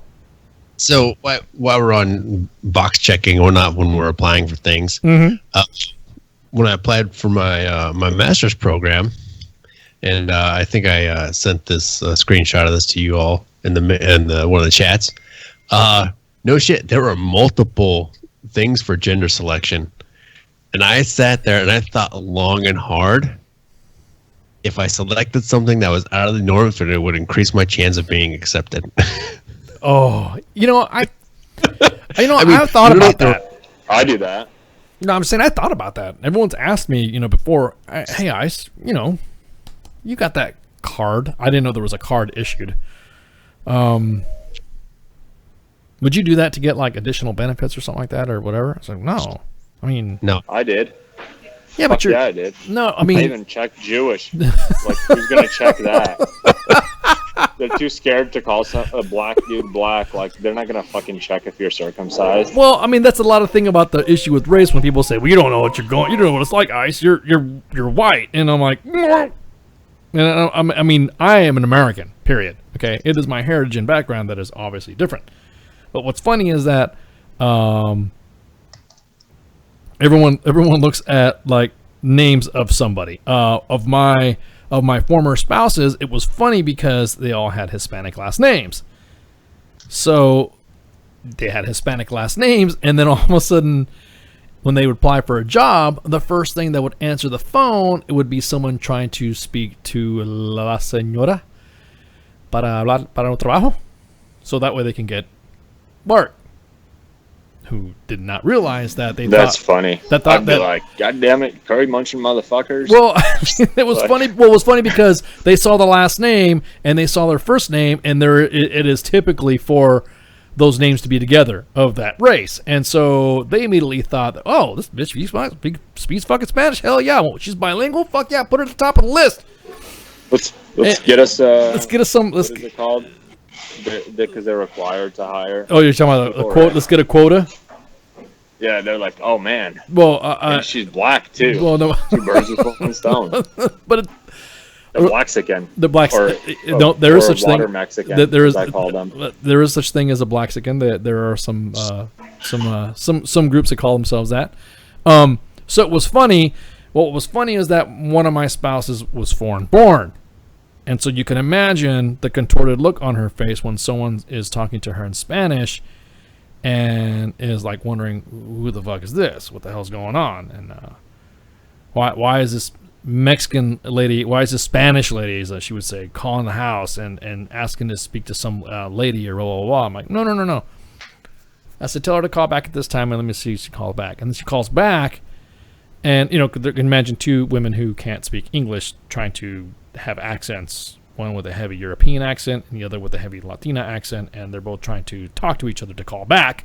And then finally, when I get there and I pick up the phone, this is back before cell phones. And then finally that's what it was. I'm like, oh, well, she applied for a job, but she doesn't speak Spanish. Well, her name is blah, blah, blah. I'm like, yeah, so? Well, she doesn't speak Spanish? I'm like, no. She speaks other language but Spanish. She just happens to know English, too. So that was an enjoyable, interesting fact. And so when someone said, well, how is it? And she asked me, how is it that when you were joining the military, they didn't know who the hell you were? So I pulled out my enlistment, I pulled out my papers, and then I showed what it was, and she was shocked. She couldn't believe that why is it that there's only just a couple groups. And then when there's a lot more other groups, I said, I don't know. Yeah, who knows type shit. Well, it's even more now close together that now Hispanics have been clumped together into a group of whites. Straight up. You could look like the Hispanic of Hispanics, that what you think a Hispanic person should look like. Whatever stereotype you wish to believe in. And that's the funny hat and the fucking taco bowl. The taco bowl, exactly. Yeah, I gotta pop smoke, man. Warning shots. Warning shots, brother. Thanks for hanging out. Thanks for having me, man. Good show. Yeah, good show. Take it easy, guys. Peace. So yeah, that's one of the things that you were talking about too. Is I gotta ask, hey, you've applied for school before. Did you ever? This. I never thought about it, and it was never asked. I never answered. I didn't think it was a big fucking deal. You know what I mean? So when you say that about having to fill out all these applications and shit, I mean, I wouldn't even know what to fill out nowadays. Is it? And that's what's killing me about the way, not what we're seeing in society, but also it's coming over. It's bleeding over to everything, and it's going to start happening. And we're seeing it with the transgender shit, the training that has to go through with everything. It's becoming more trouble than what it's worth to allow, if that makes any sense. Yeah, I think what it was is that because a classification of that just got carried overboard, and I know what you're saying. It's not that you don't know what to answer. It's just that if you answer something that you know yourself to be, not that you know yourself to be, then it could be held against you because you marked yourself that way, right? I mean, that would be my biggest thing. Yeah, don't get me wrong. So when I sat there and when I checked, when I was filling out my application for the program, and I checked white male, white not Hispanic, and then male, I I literally sat there and thought, is this going to decrease my chances of being accepted into the program? You know, when you got a goatee going and stuff like that, and you have a little bit, it's trimmed up, you do look kind of Hispanic. I mean, I'll vouch for you. I could throw you a couple recipe for mom's, my mom's tortillas, and then you'll be all right. Tell you what, I haven't had decent Mexican food in like forever. Because I've had experiences growing up. For what you guys don't know me is I didn't speak English till I was a little older. It's like third language, I guess. I can't remember. My third grade teacher told my mom that she should change my name because I'm not. Why am I acting like this? Why is this little white kid walking around speaking another language? Is he trying to be a smart ass? You know what I mean? He's being a disruption to the class. So it pisses me off because it shouldn't matter. You know what I mean? That it shouldn't even fucking matter what the race is at that point. You know what I mean? Especially when you're applying for schools and something like that. The Army is actually talking about now, because of all the stuff that's happening with the transgender, all the stuff with females, and also the stuff that it's now, and this has something to do with the hot button issue of the controversy about it. They're like, okay, well now we don't have to worry about, let's not look at fucking male or female for promotions. We'll look at the record. We'll look at that individual's schooling. We'll look at that individual's professional development as far as where they've been assigned. We're going to look at deployments. Yes, deployments are coming back, kids. Sergeant's Time's got some issues, some close-hold information that will be released at a later time as the story develops, because we want to make sure we guys provide you with the proper info, because this is still in draft form. But once it happens, there's going to be a lot more looking at deployments again. There's going to be a lot more looking at what's going to happen as far as deployments and then pay and also the shit. So it's not. They're also talking about having one record. Like there is no ORB, there is no ERB. It is just one record. And a lot of things will be taken out of the picture, and because they don't know, you know what I mean. That's the only way they can do it to appease or to make it be equitable for promotion. Right. So here's the thing I see on that. I agree. I think it could be a single record brief, right? Here's your what was it? 2-1? Is that what it was? It used to be called 2 Alpha 2-1. Yeah. So and then your 201 file, and then it merged together to become the ERB. Right. And then the ORB's was already in existence for a while. Okay. And then now this new form, if you kids go to your AKO, remember now, this is Sergeant's Time, so we can give you some instant Big Army updates. If you go to your AKO and you go to the splash page and look to the right, and then you go just go a few sections down, and where it says My Pay and all that, there's a thing called IPSA, and that is the integration of the one record. They kind of snuck it in there at the Army CIO fucking G6 to test it. And those guys are fucking shady as fuck. So IPSA is the one record. But once this happens and you click on there, you'll realize what's missing. and you're like, these fuckers took it out. I mean, what am I doing with why is this not record in here? Shoot that to me in the comments. Oh yeah, I'll drop quick. No. Yeah. I'll drop. Matter of fact, I'll drop in the comments right now. I'll throw it to you in the comments, and I'll drop the link to you to to talk about it. It's a CAC readable thing, because obviously if you got the CACalicious and you're still in, and you got the CACalicious, or if you're in the reserve, you go to it's IPPS-A.Army.mil, and this is the one record thingy. One record. And once it happens, It is called the Soldier Record Brief. And this is what the whole new... And this is what the big... It's already happening. It won't let me do it because of a certificate, I guess. So, hang on, let me see if I can drop it in there again. And for some reason, it's acting retarded. You can't even say retarded anymore, I guess. I don't know. I see you're in violation of... Mixture of around mistake. Because you talk about retards. Because retards are doing this with retards.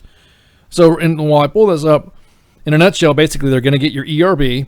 They're going to get everything, to include officers and enlisted. It's going to be one record. And it actually looks more like an ORB as opposed to... and it's like the E-profile. See, profiles back in the day used to be printed, done, out, and up. And that's it. No one has an access to your profile. They can't change it.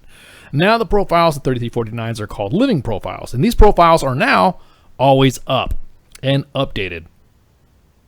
Interesting. So that way, in the event you have, and it's awesome. In that way, in the event you have any profile writers in your organization, that system will identify to you as a leader. I'm going to drop that. I'm going to drop that in the ops chat and see if it holds. And this is the frequently asked questions, so you can probably go through one of them. If you have a profile writer in your organization, it follows that soldier. So when he goes to another organization, that provider, any healthcare provider, can access that. Now, right. So here's my question about that. Well, hang on. It gets better. It tracks how many times you've been on profile and for what your issue, and then it determines why you have not been treated, and it pings AMED. So it could be an advocate for a soldier who has a no shit issue then. Yes, that was going to be my next. So it's the way it's built. It's built for. It's built for the fucking. How can I say this? It's built for the soldier who is a shitbird and built for the soldier who isn't. Does that make sense? Yes. So that way, individuals who actually have a no shit legit whatever, but it also keeps a running tally of how many times you've been on there. So, right. Well, I like that concept because, for instance, if you get a Joe who shows up, and they shouldn't, but it's happened, I guess. They show up to you, and they're on profile because of reasons. And you said, okay, so when that profile expires and they're doing X, Y, or Z for PT, or they're out doing, sports, whatever on their own, they get hurt, or they have to go back to sick call to be reevaluated and get an additional profile, they start to question on why, right? So now you have this running tally of soldiers been to sick call for XYZ multiple times. Yep. And it's the same treatment. Fucking ibuprofen, ice it, and they tell you to do rice. Yep. But obviously if it's multiple times happening, there's got to be an underlying issue. So you would hope that would trigger the PA to send them to the next higher care level, like at the TMC or at the hospital, to get this further evaluated. Now, from personal experience, I can tell you this. I had a cough for fucking 6 weeks. 6 weeks I had a cough before going to the box for the first time. And it took my NCO, who at that time I thought was a good NCO, he took me to the patient advocate over at the hospital. We saw the patient advocate. Patient advocate called the regimental surgeon, who then called my PA and repeatedly, supposedly tore him a new one. I was instructed by the patient advocate to report to my aid station to see my PA. The first words out of my PA's mouth, you didn't have to go see the patient advocate. We could have got you squared away. So obviously he got his ass chewed. Yeah, exactly. No shit. I had tests set up to be checked out for my cough. Well, this being so new because of past incidences and whatever, is that the commanders were only given so much leeway what they could put in there and what they could not have. Like, for instance, soldiers would go on profile and it would just be written, and nobody would. It would be like a fucking doc. It'd be done on a sick call slip. You know what I mean? Fucking, hey, here you go. Here's quarters for fucking 48 hours for bumping your head after you fell out of the back of a truck after it rolled. You're good to go. You'll be all right. And then someone develops a fucking clot in their fucking head, or you know what I mean? Something that happens to where it's not going to be detected. And so now, this do is that it has to be entered. I mean, it's almost like how some of the systems are now.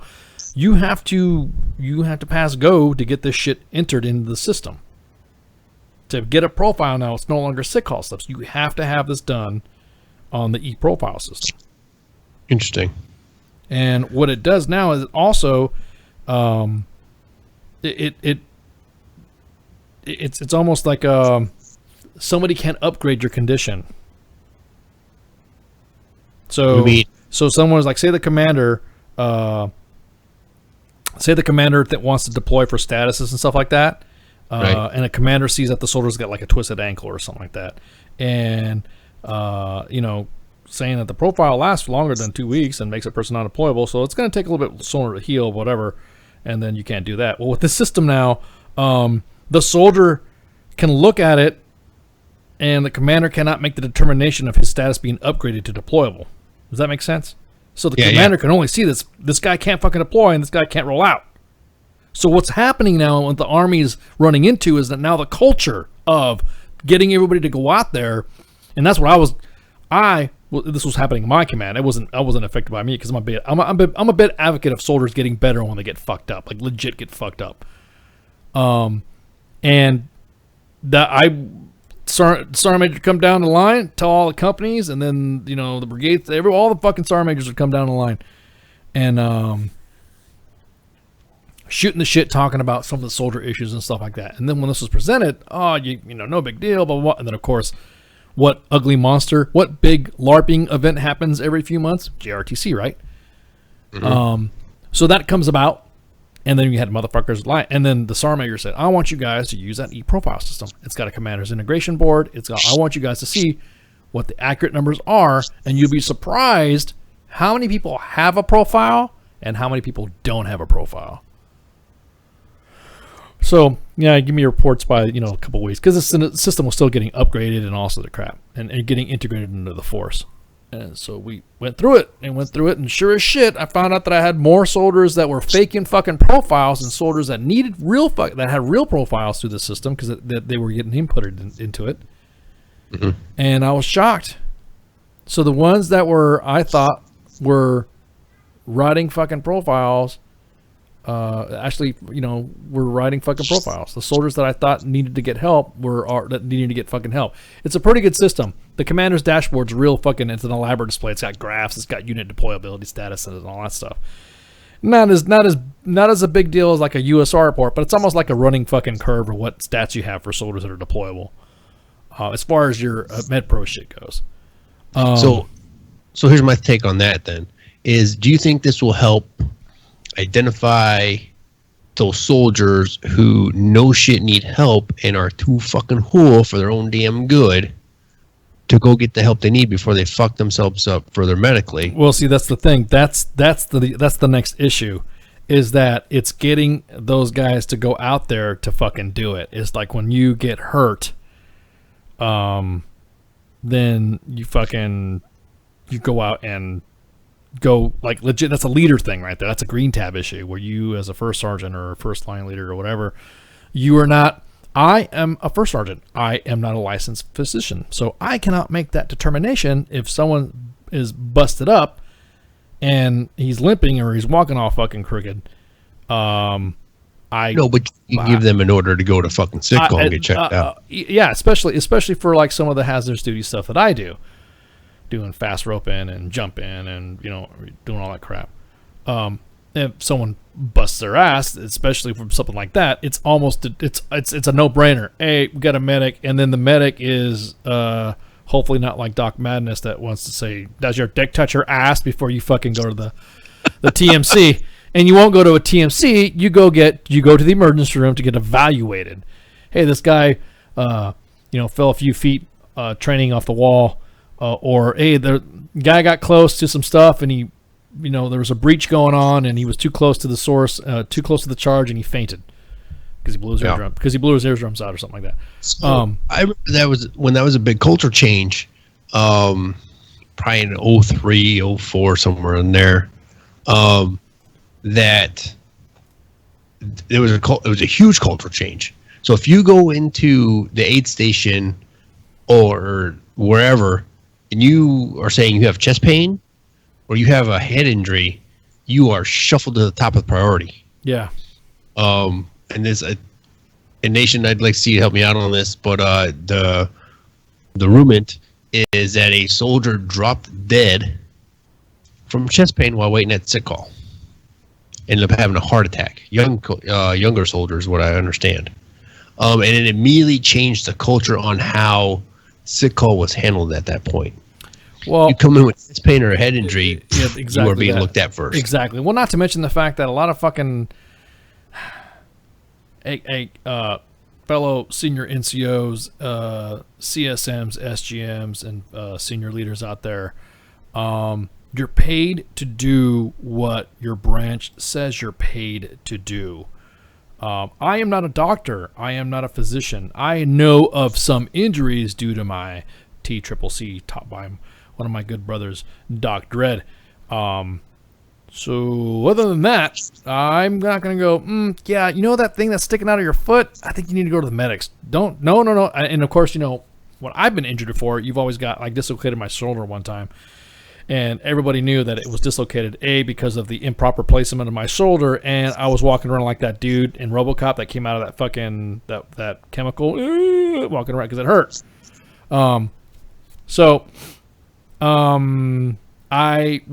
Everybody go, of course, all the jocks, the armchair quarterbacks, the fucking the triple tabber whoas. Name your wannabe would come out and try to relocate my shoulder. And I said, don't fucking touch me. Because I have seen motherfuckers get their shoulders relocated and it done wrong. And what they wanted to do, and what then finally what the doctor did, I was like, oh, fuck, shit. Yeah, I guess they could have done that, but I don't trust nobody. You know what I mean? So... yeah. I got to the docs and that's really what ended up happening is I got to the fucking aid station and then they go, okay, you're gonna go to, and obviously everyone's like, ugh, because it started to swell. So it looked like I had one arm and then a T-Rex arm, and because it started swelling up, and so then finally that's what it was. What'd you do? Playing football. Oh, god damn it, sorry. Okay, blah blah blah. All right, hang on, and then, all right, this is gonna suck. Fuck, I can't. I've never had that, but I'm told it sucks worse than when it happened. Yeah, it hurts getting it put back. And it almost made me pass out. It hurt. It fucking hurt.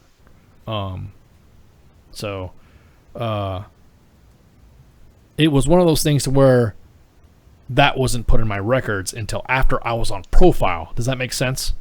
Yeah. So I had no write-up. It was just the doctor to make my long story short, it was just a write-up on a piece of paper saying dislocated shoulder, 2 weeks quarters, or 1.5 weeks quarters, and fucking, go here's a fucking script for fucking tramadol and fucking Tylenol 3 codeine and put arm and sling. Arm and sling. It was. I mean, come on. It was just that kind of. It was just one of those things that just. It was. But it was never in my records other than that profile. Right. So that e-profile actually wraps it all up. So it's got to be inputted. It's got to be taught. It's almost going to have like notes attached to it and shit. Right. So again, it's just come out. There's a lot of things that I only see at the upper level as far as competent medical authority being forced by a command to change a stat. That's the only thing I could see that would be a drama. You know what I mean? And, I don't personally see it as being a hindrance. I actually think it's going to help out because everything that you've been put it on profile for will actually help you out when it's time for fucking you to get out, and you start doing your VA stuff and you start doing your, you start doing your conditioning because you're going to get hurt. It doesn't matter if you're friggin' whatever you do. You do in the military, you do some stuff like that, and you're going to get fucked up or something's going to happen to you where they're going to have to do a physical anyways to establish a rating for you to get, whatever happened if they feel like you need it. Yep. So it's not a gotcha thing. It's not it's not a bad, because I guess like you were saying, there was a stigma of someone being on profile. There was. I mean, it was so bad. So I remember being in AIT and basic training. They tell you, you can't go to your I get to my first unit, and that's the mentality I go with. I'm not going to go to sick hole unless I'm fucking dying. Yeah. And at that point, then I'm going to ER. And there were points where I'd be so bad where, and I think I talked about this later, is that I waited until Thursday to go to sick hole. Why? Because that's sergeant's time in the morning. Sick hall's open in the afternoon. So one, it won't be busy because nobody's going to go because they're looking to get off in like 14 or 1500 for the day. I went in there and I had 103 fever. Jesus. Yeah. So the medic had already started seeing me, right? Because I went in there, I told him I wasn't feeling good. This is what I thought. The PA comes out and says, well, did he go to his unit first to get a sick call slip? Yeah, The PA was not going to see me. Yeah, that's some bullshit. Because I didn't go to the unit first. But yeah, my first line knew where I was. And so did my platoon sergeant. They knew I was going to sick call. But I didn't go to my company first and have it signed off by the first sergeant and or commander for me to go to the aid station.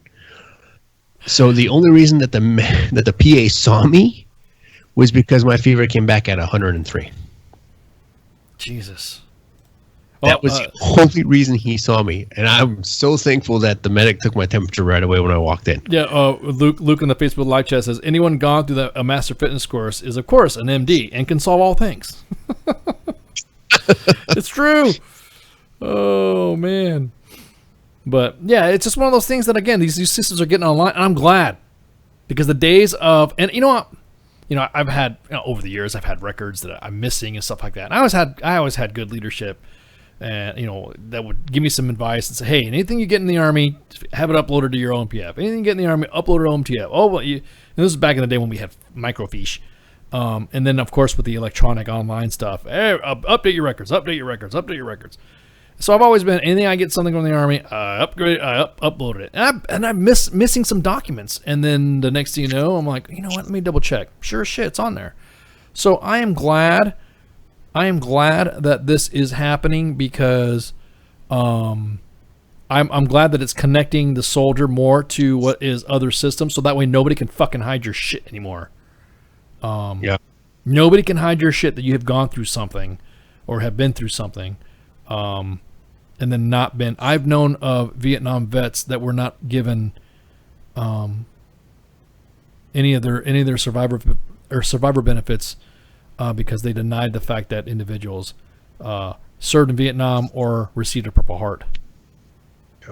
I say that because that was my dad.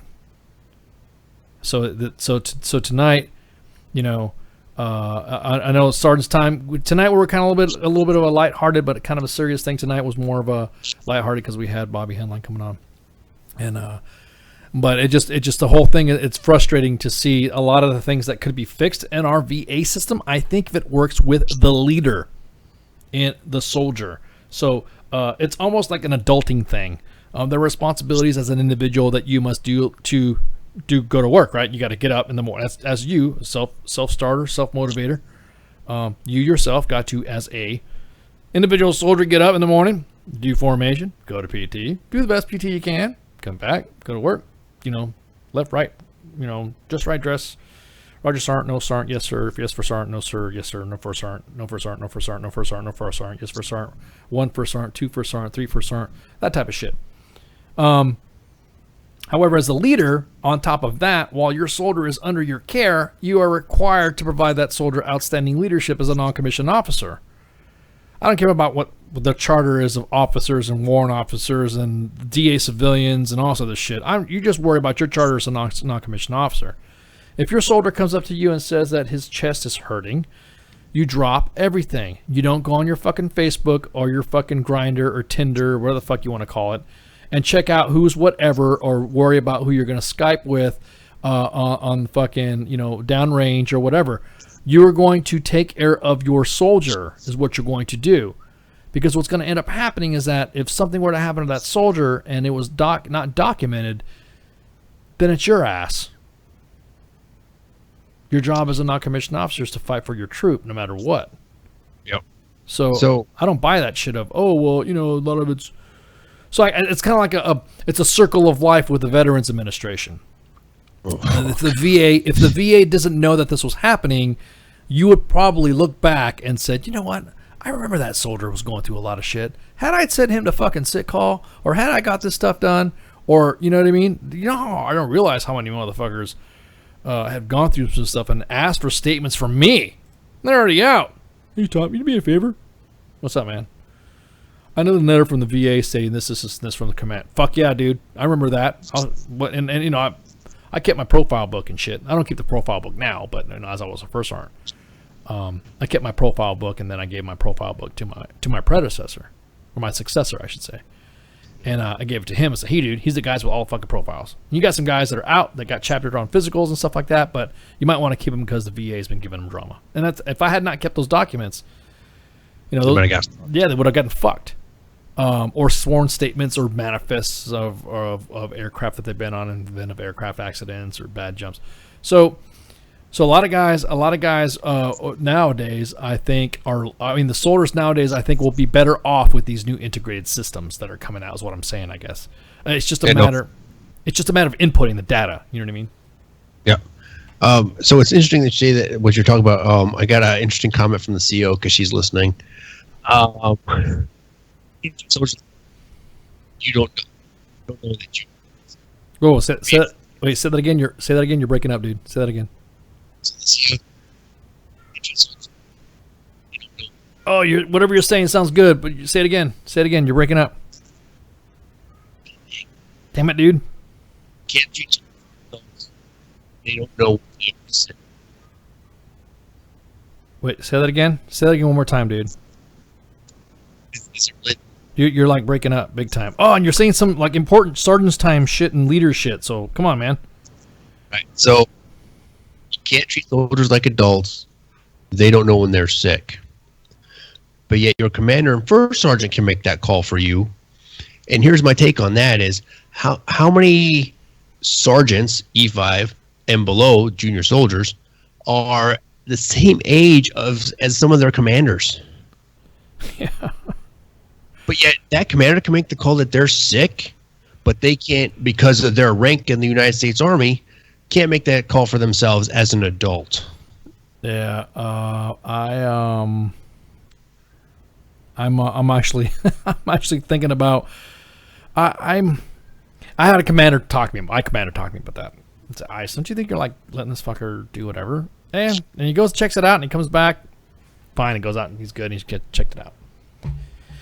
Because this is where we're going through that new change with the e-profile system. I said, but if this shit works and the guy's legit, now it has competent medical authority. They have to write the shit in. Like, you've talked to somebody about this, and you have to see somebody about this. And that's one thing. What's kind of sucks is that the generation of sergeants like me are going away, dude. I mean, think about it. I joined the Army in the 80s.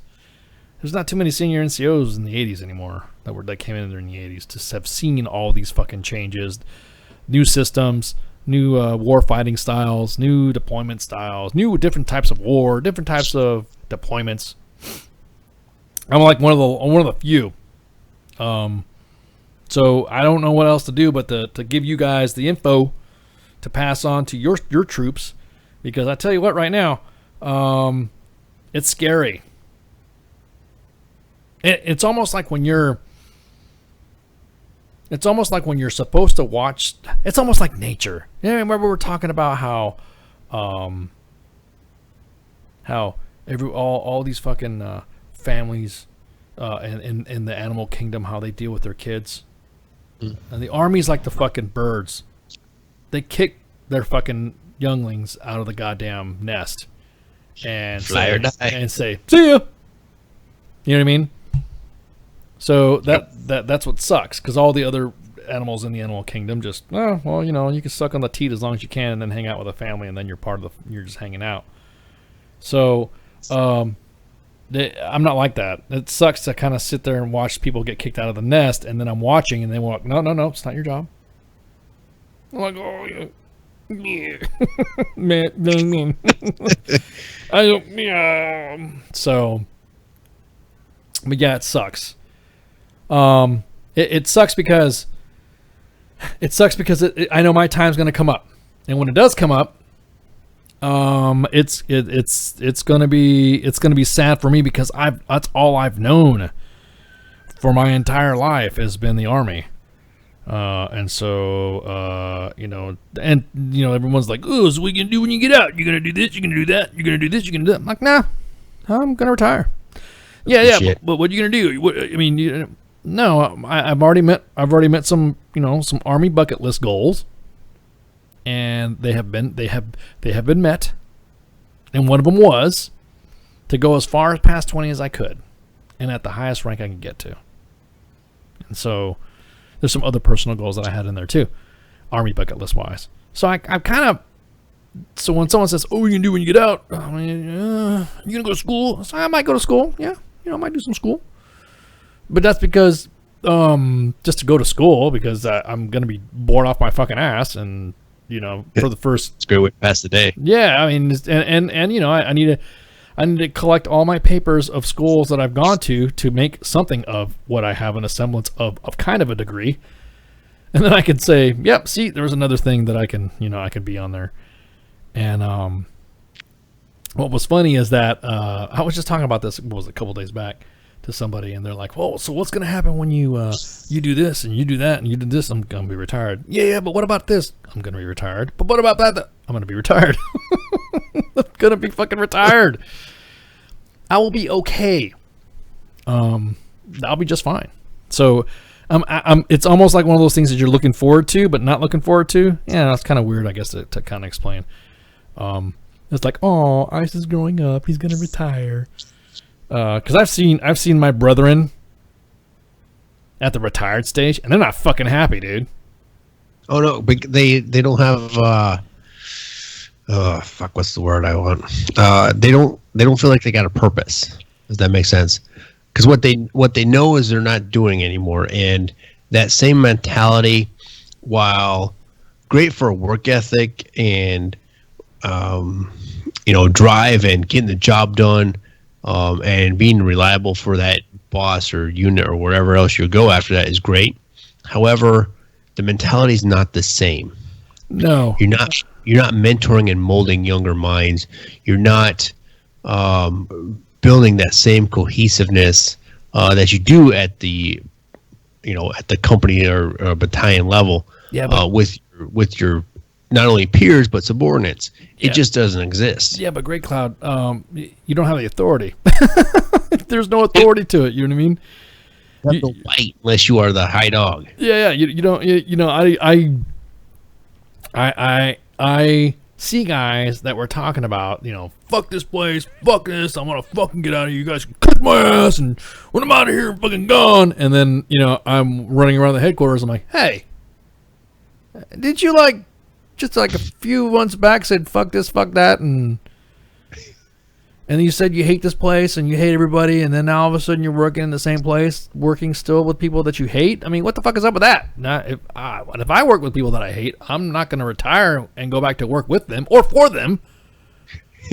No shit. Yeah. Oh no, it's a good gig. Sometimes contracting's pretty good. Hey, bro, if I'm a contractor, where motherfucker, fuck that. Fuck that. When I want to move, that's what the beauty of the Army, man. You leave, don't worry about it. You don't like your commander, he'll be gone in about a year. Stick it out. Stick it out. You don't like a first sergeant? 24 months. The way the Army is now changing promotions for senior NCOs, 24 months. If you got a first sergeant that's been forever a first sergeant, that means he's accumulating first sergeant time to try to be a SGM. And that's what they're waiting to see if he's going to get. Yeah, the way the Army is now is like you don't do your 24 months and you weren't able to knock it out of the park in those 24 months, move out for the next guy to come up. Throw some chicken bones, staple a cat to your fucking door, burn some candles, where the fuck you want to do, pray to whatever God you believe in.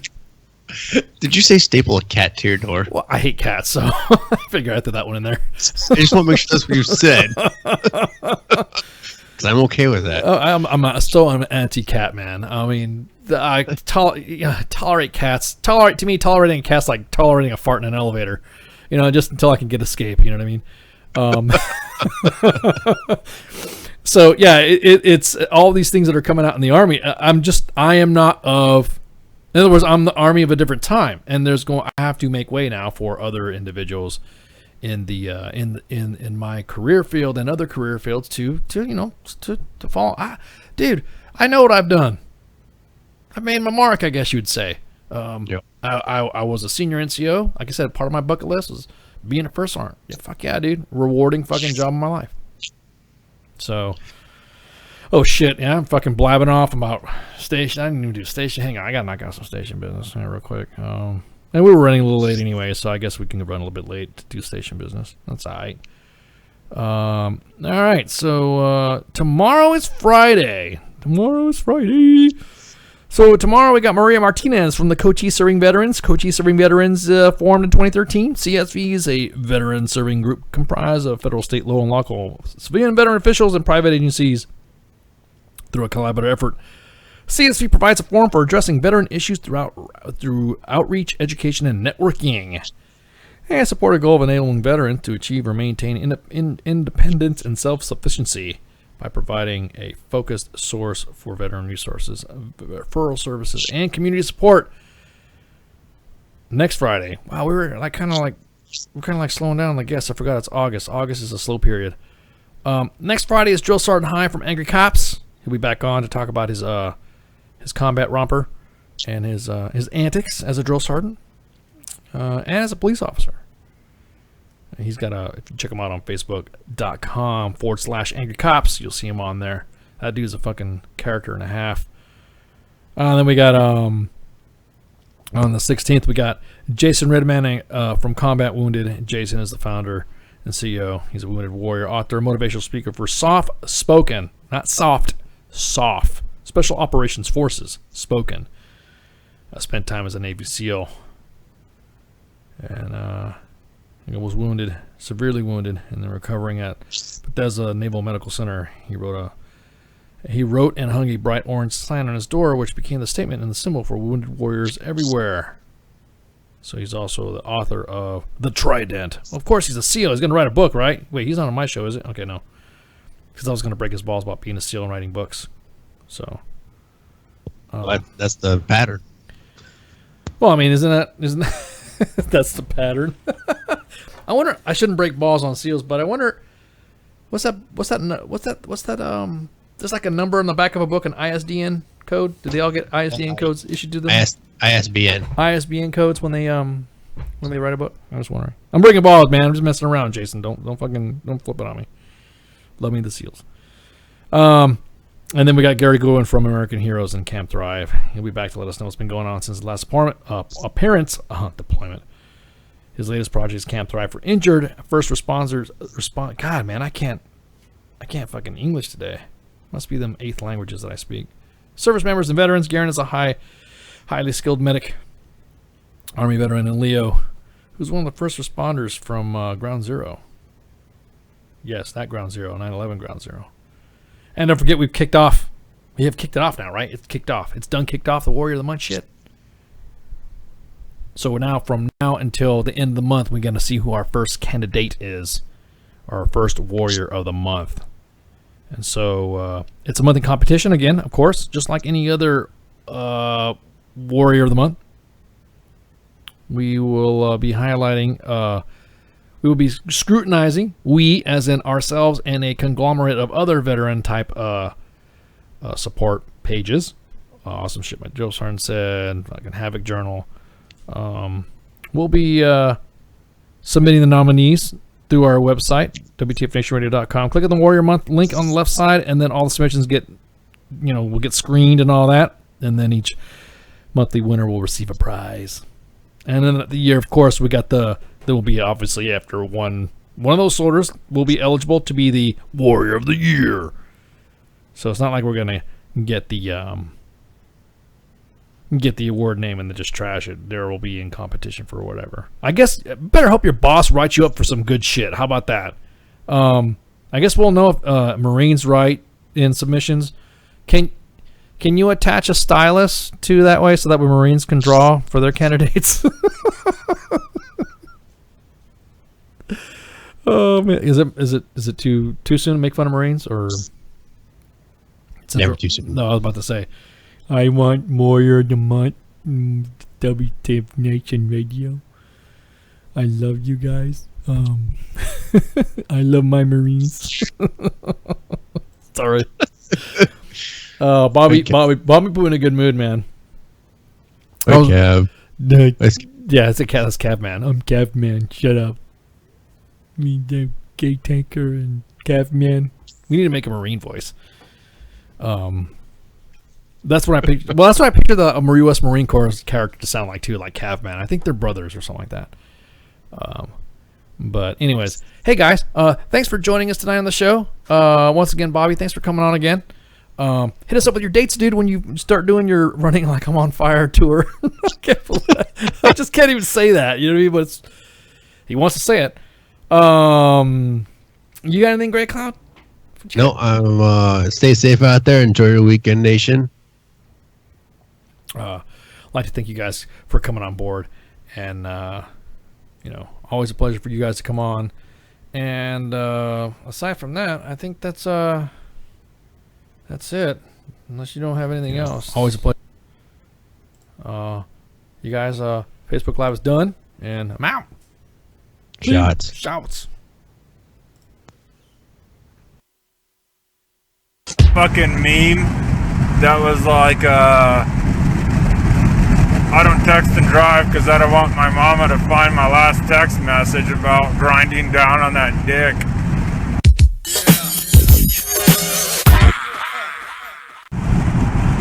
If that's really a thing, and I get authorized to do it once, it's pretty much gonna be me sitting there talking shit, like constantly. WTF Nation Radio. WTF Nation Radio. Another dark night. Teething, I'm walking a beast sheep like I walk in front of 39 thieves in a V. S'mores of a warm Helvetica brown proper for the odd got a monster proper, the teleprompter. Wild blue yonder, blue in the face angel. Blew into the bugles and live with the euthanasia. Usually the shooter community chew the corpus, but I see the wolves have already gotten a you and yours. Day of the dead, play the ledge closely, train a barrel of. You're listening to the sounds of WTF Nation Radio.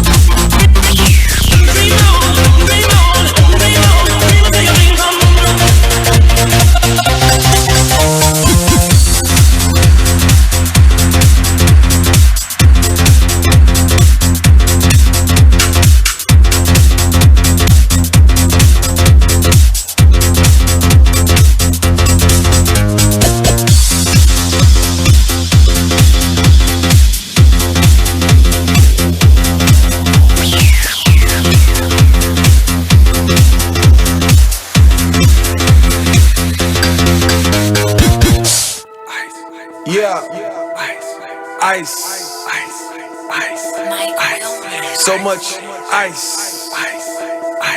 So much ice. Your boy Juicy J, let's get it. Time to hit the club. Throw up. I can't believe you did that to our dog. Yeah, I'm driving. That's why I'm doing the video thing, so that I don't text and drive.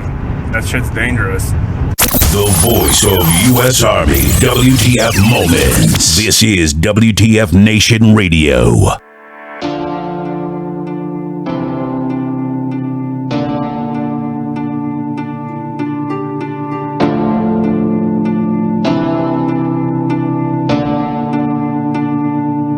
You said you'd never ever break down. Here I am sweeping pieces off of the ground. You said you'd never ever play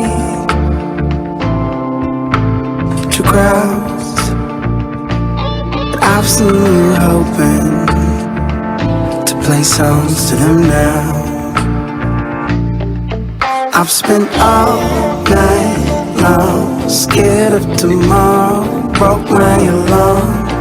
Everything's almost lost. Pick it up slow before it's gone. Fragile. We're shouting now. I never thought I'd be so fragile. You're not alone. It didn't break before it's about to. We've been here before. I don't ever wanna change. I'm fragile. I don't ever.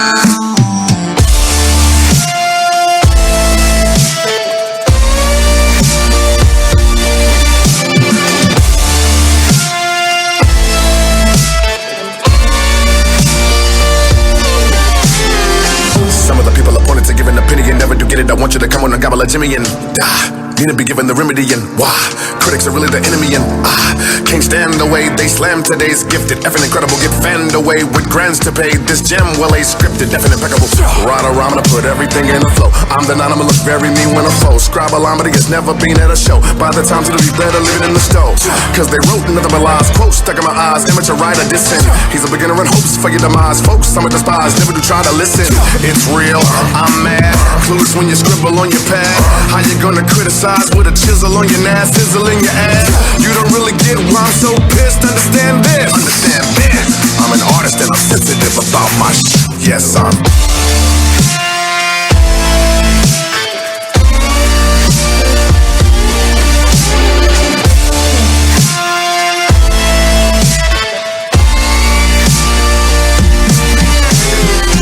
That I'm famous, tell me that my name is big as Venus, stupider than Uranus. Tell me that your anus got your head in it. I can smell the articles and know you're heinous. Tell me that you love me, always thinking of me, unconditional. I'm hoping I'm your favorite. Grab a fishing pole and throw me with the shark. That's the feeling I get when you're concentrating on this pen, on this pad. Tell me you willing to disown my craft. Tell me the feeling of picking apart this track. Putting my heart and my soul in these lines, telling me platinum and gold all the time. Looking to bury a deep hole for mine. This is more than you and this is more than you and your entire building. Slander and abusing what I call a realist. Coming from a student, told myself to use a poem as a Uzi. Empty magazine, I seen a magazine. You see my trigger finger, then I started shooting. That was nicotine, I'm about to smoke them all. A journalist and frog, you should've known my music. We're shouting now. I never thought I'd be so fragile. You're not alone. It didn't break before it's about to. We've been here before. I don't ever wanna change. I'm fragile. I don't ever.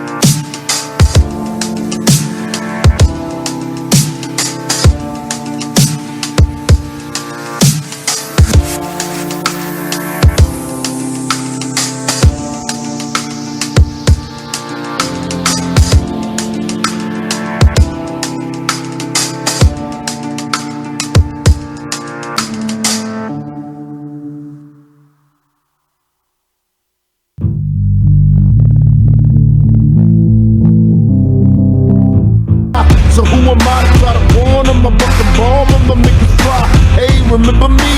Damn that Hennessy, the nigga you don't wanna see. Let me proceed. My definition of some thug shit. Y'all don't hear me? Now that it's poppin', ain't no love, bitch. I'm maintaining the game in the gutters where I still kick it. And next to this inside my dress, I work the guard. I've been ready to die since I was grown. I don't want no shit, but niggas trippin', yo, it's on. Open fire on my adversaries. Don't even worry, better have on the best. Ain't for the chest, and then you worry. It's a man's world. Niggas get played, another stray. Hope I live to see another day. Hey, listen, open fire.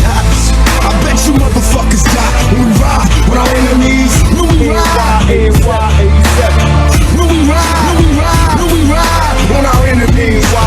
Yes, I bet you motherfuckers die when we ride with our enemies. When we ride, when we ride on our enemies.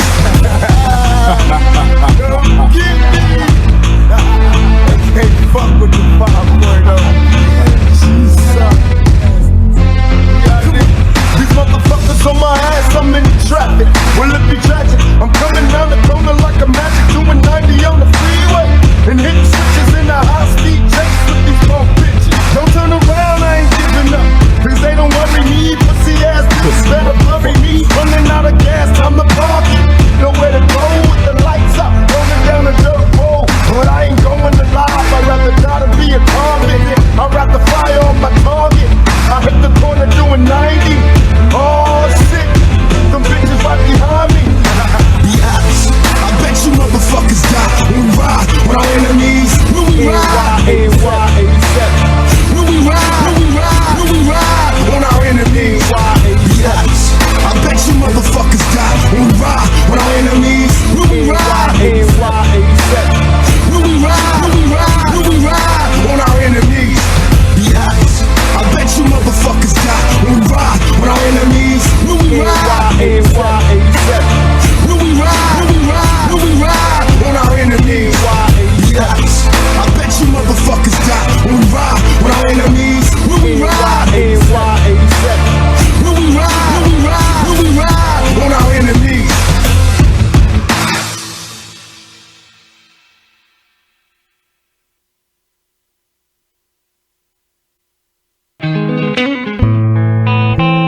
Staring at the world through my rear view. Just looking back at the world from another level, you know what I mean? Just staring. Multiple gunshots clear the block, the fun stops. Niggas was calling cops, people shot, nobody stopped. I wonder when the world stopped staring. Last night you get shot while the whole block staring. I will never understand this society. But they try to murder me, then they lie to me. Product of a Don breed, all my homies try and read. Now the little baby's crazy, raised off Hennessy. Tell me when my enemies flee when they see me. Even thugs gotta learn to take it easy. Listen, through the intermission, stretch your heart for a plan. We turning bad boys to grown men. It's on again, I give a holler to my niggas in the darkest corner. Roll a perfect blunt and let me spark it for you. One love from a thug nigga rolling with a posse full of paranoid drug dealers. To the end, my friend, I'm seeing nothing but my dreams coming true while I'm staring at the world through my rear view. See, I'm seeing nothing but my dreams coming true while I'm staring at the world through my rear view. They got me staring at the world through my rear view. Go and let me scream to God, he can't hear you. I can feel your heart beating fast, guess it's time to die. Getting high, watching time fly. And all my motherfuckers staring at the world through my rear view. Go and let me scream to God, he can't hear you. I can feel your heart beating fast, guess it's time to die. Getting high, watching time fly. All my motherfuckers. Now you see them, now you don't. Some niggas be here for the moment, and then they gone. What happened to them? Well, let's see. It seems to be a mystery, but all I know, I never let the money get to me. Stay down like the truest thug life until I check out this bitch. I thought you knew this. Who was gonna catch me when I fall or even care to? Why you thinking I see you lost up in my rear view? Half you is down with them outlaws. Outcasts left for a few like southpaws. But still we keep mashing till our dreams come through. Staring at the world through my rear view. Now I was raised a young black man in order to get paid. Crack sales, caught a nigga, so they sent me to these overpacked jails. In a cell, counting days in this living black hell. Do you feel me? Keys to ignition, use it to discretion. Roll with a 12-gauge pump for protection. Niggas hate me in this section from years of gin checking. Turn the Smith and Wesson war weapons. Heavenly Father, I'm a soldier. I'm getting hotter cause the world's getting colder. Baby, let me hold ya. Talk to my guns like they fly bitches. All you bitches must have run. Look at my bitches, now I know the answers to the questions. The dreams come true. Still staring at the world through my rear view. I said now I know the answers. Do dreams come true? Staring at the world through my rear view. They got me staring at the world through my rear view. Go ahead, baby, scream to God, he can hear you. I wanna feel your heart beating fast, got the time to die. Getting high, watching time fly. And all my motherfuckers staring at the world through my rear view. Go ahead, baby, scream to God, he can't hear you. I can feel your heart beating fast, got the time to die. Getting high, watching time fly. Nigga, get out. Back in the days, we hustled for sneakers and beepers, 9-6 for glocks, cause fools hitting up blocks with street sleepers. Bless myself when no one moves to the streets. Something I learned in school, or some millionaire hardship for the beats. True that, only one life to lead, a fast life of greed. Criminally addicted, infested, since the sea, we all die, breathe, eat like humans. Towns run by young guns, outlaws and truants. Shit's deep, turn 18, roll my will when I go. From my body with my shotty, all choosing my dough. So while you reminiscing all nights out with the crew, smoke a blunt for me too, I staring through your rear view. Staring at the world through my rear view. Go ahead, baby, scream to God, he can hear you. I can feel your heart beating fast, guess it's time to die. Getting high, watching time fly. Still staring at the world through the rear view. Go ahead, baby, scream to God, he can't hear you. I can feel your heart beating fast, guess it's time to die. Getting high, watching time fly. You know, staring at the world through my rear view. Go ahead, baby, scream to God, he can't hear you. I can feel your heart beating fast, guess it's time to die. Getting high, watching time fly. While we'll be staring at the world through my rear view. Go ahead, baby, scream to God, he can't hear you. I can feel your heart beating fast, guess it's time to die. Getting high, watching time fly. You know, staring at the world through my rear view. Go ahead, baby, scream to God, he can't hear you. I can feel your heart beating fast, guess it's time to die. Getting high, watching time fly. And we'll be staring at the world through my rear view. Scream to God, he can't hear you. Heart beating fast, time to die. Watching time fly. Staring at the world through my rear view. Scream to God, he can't hear you. Heart beating fast.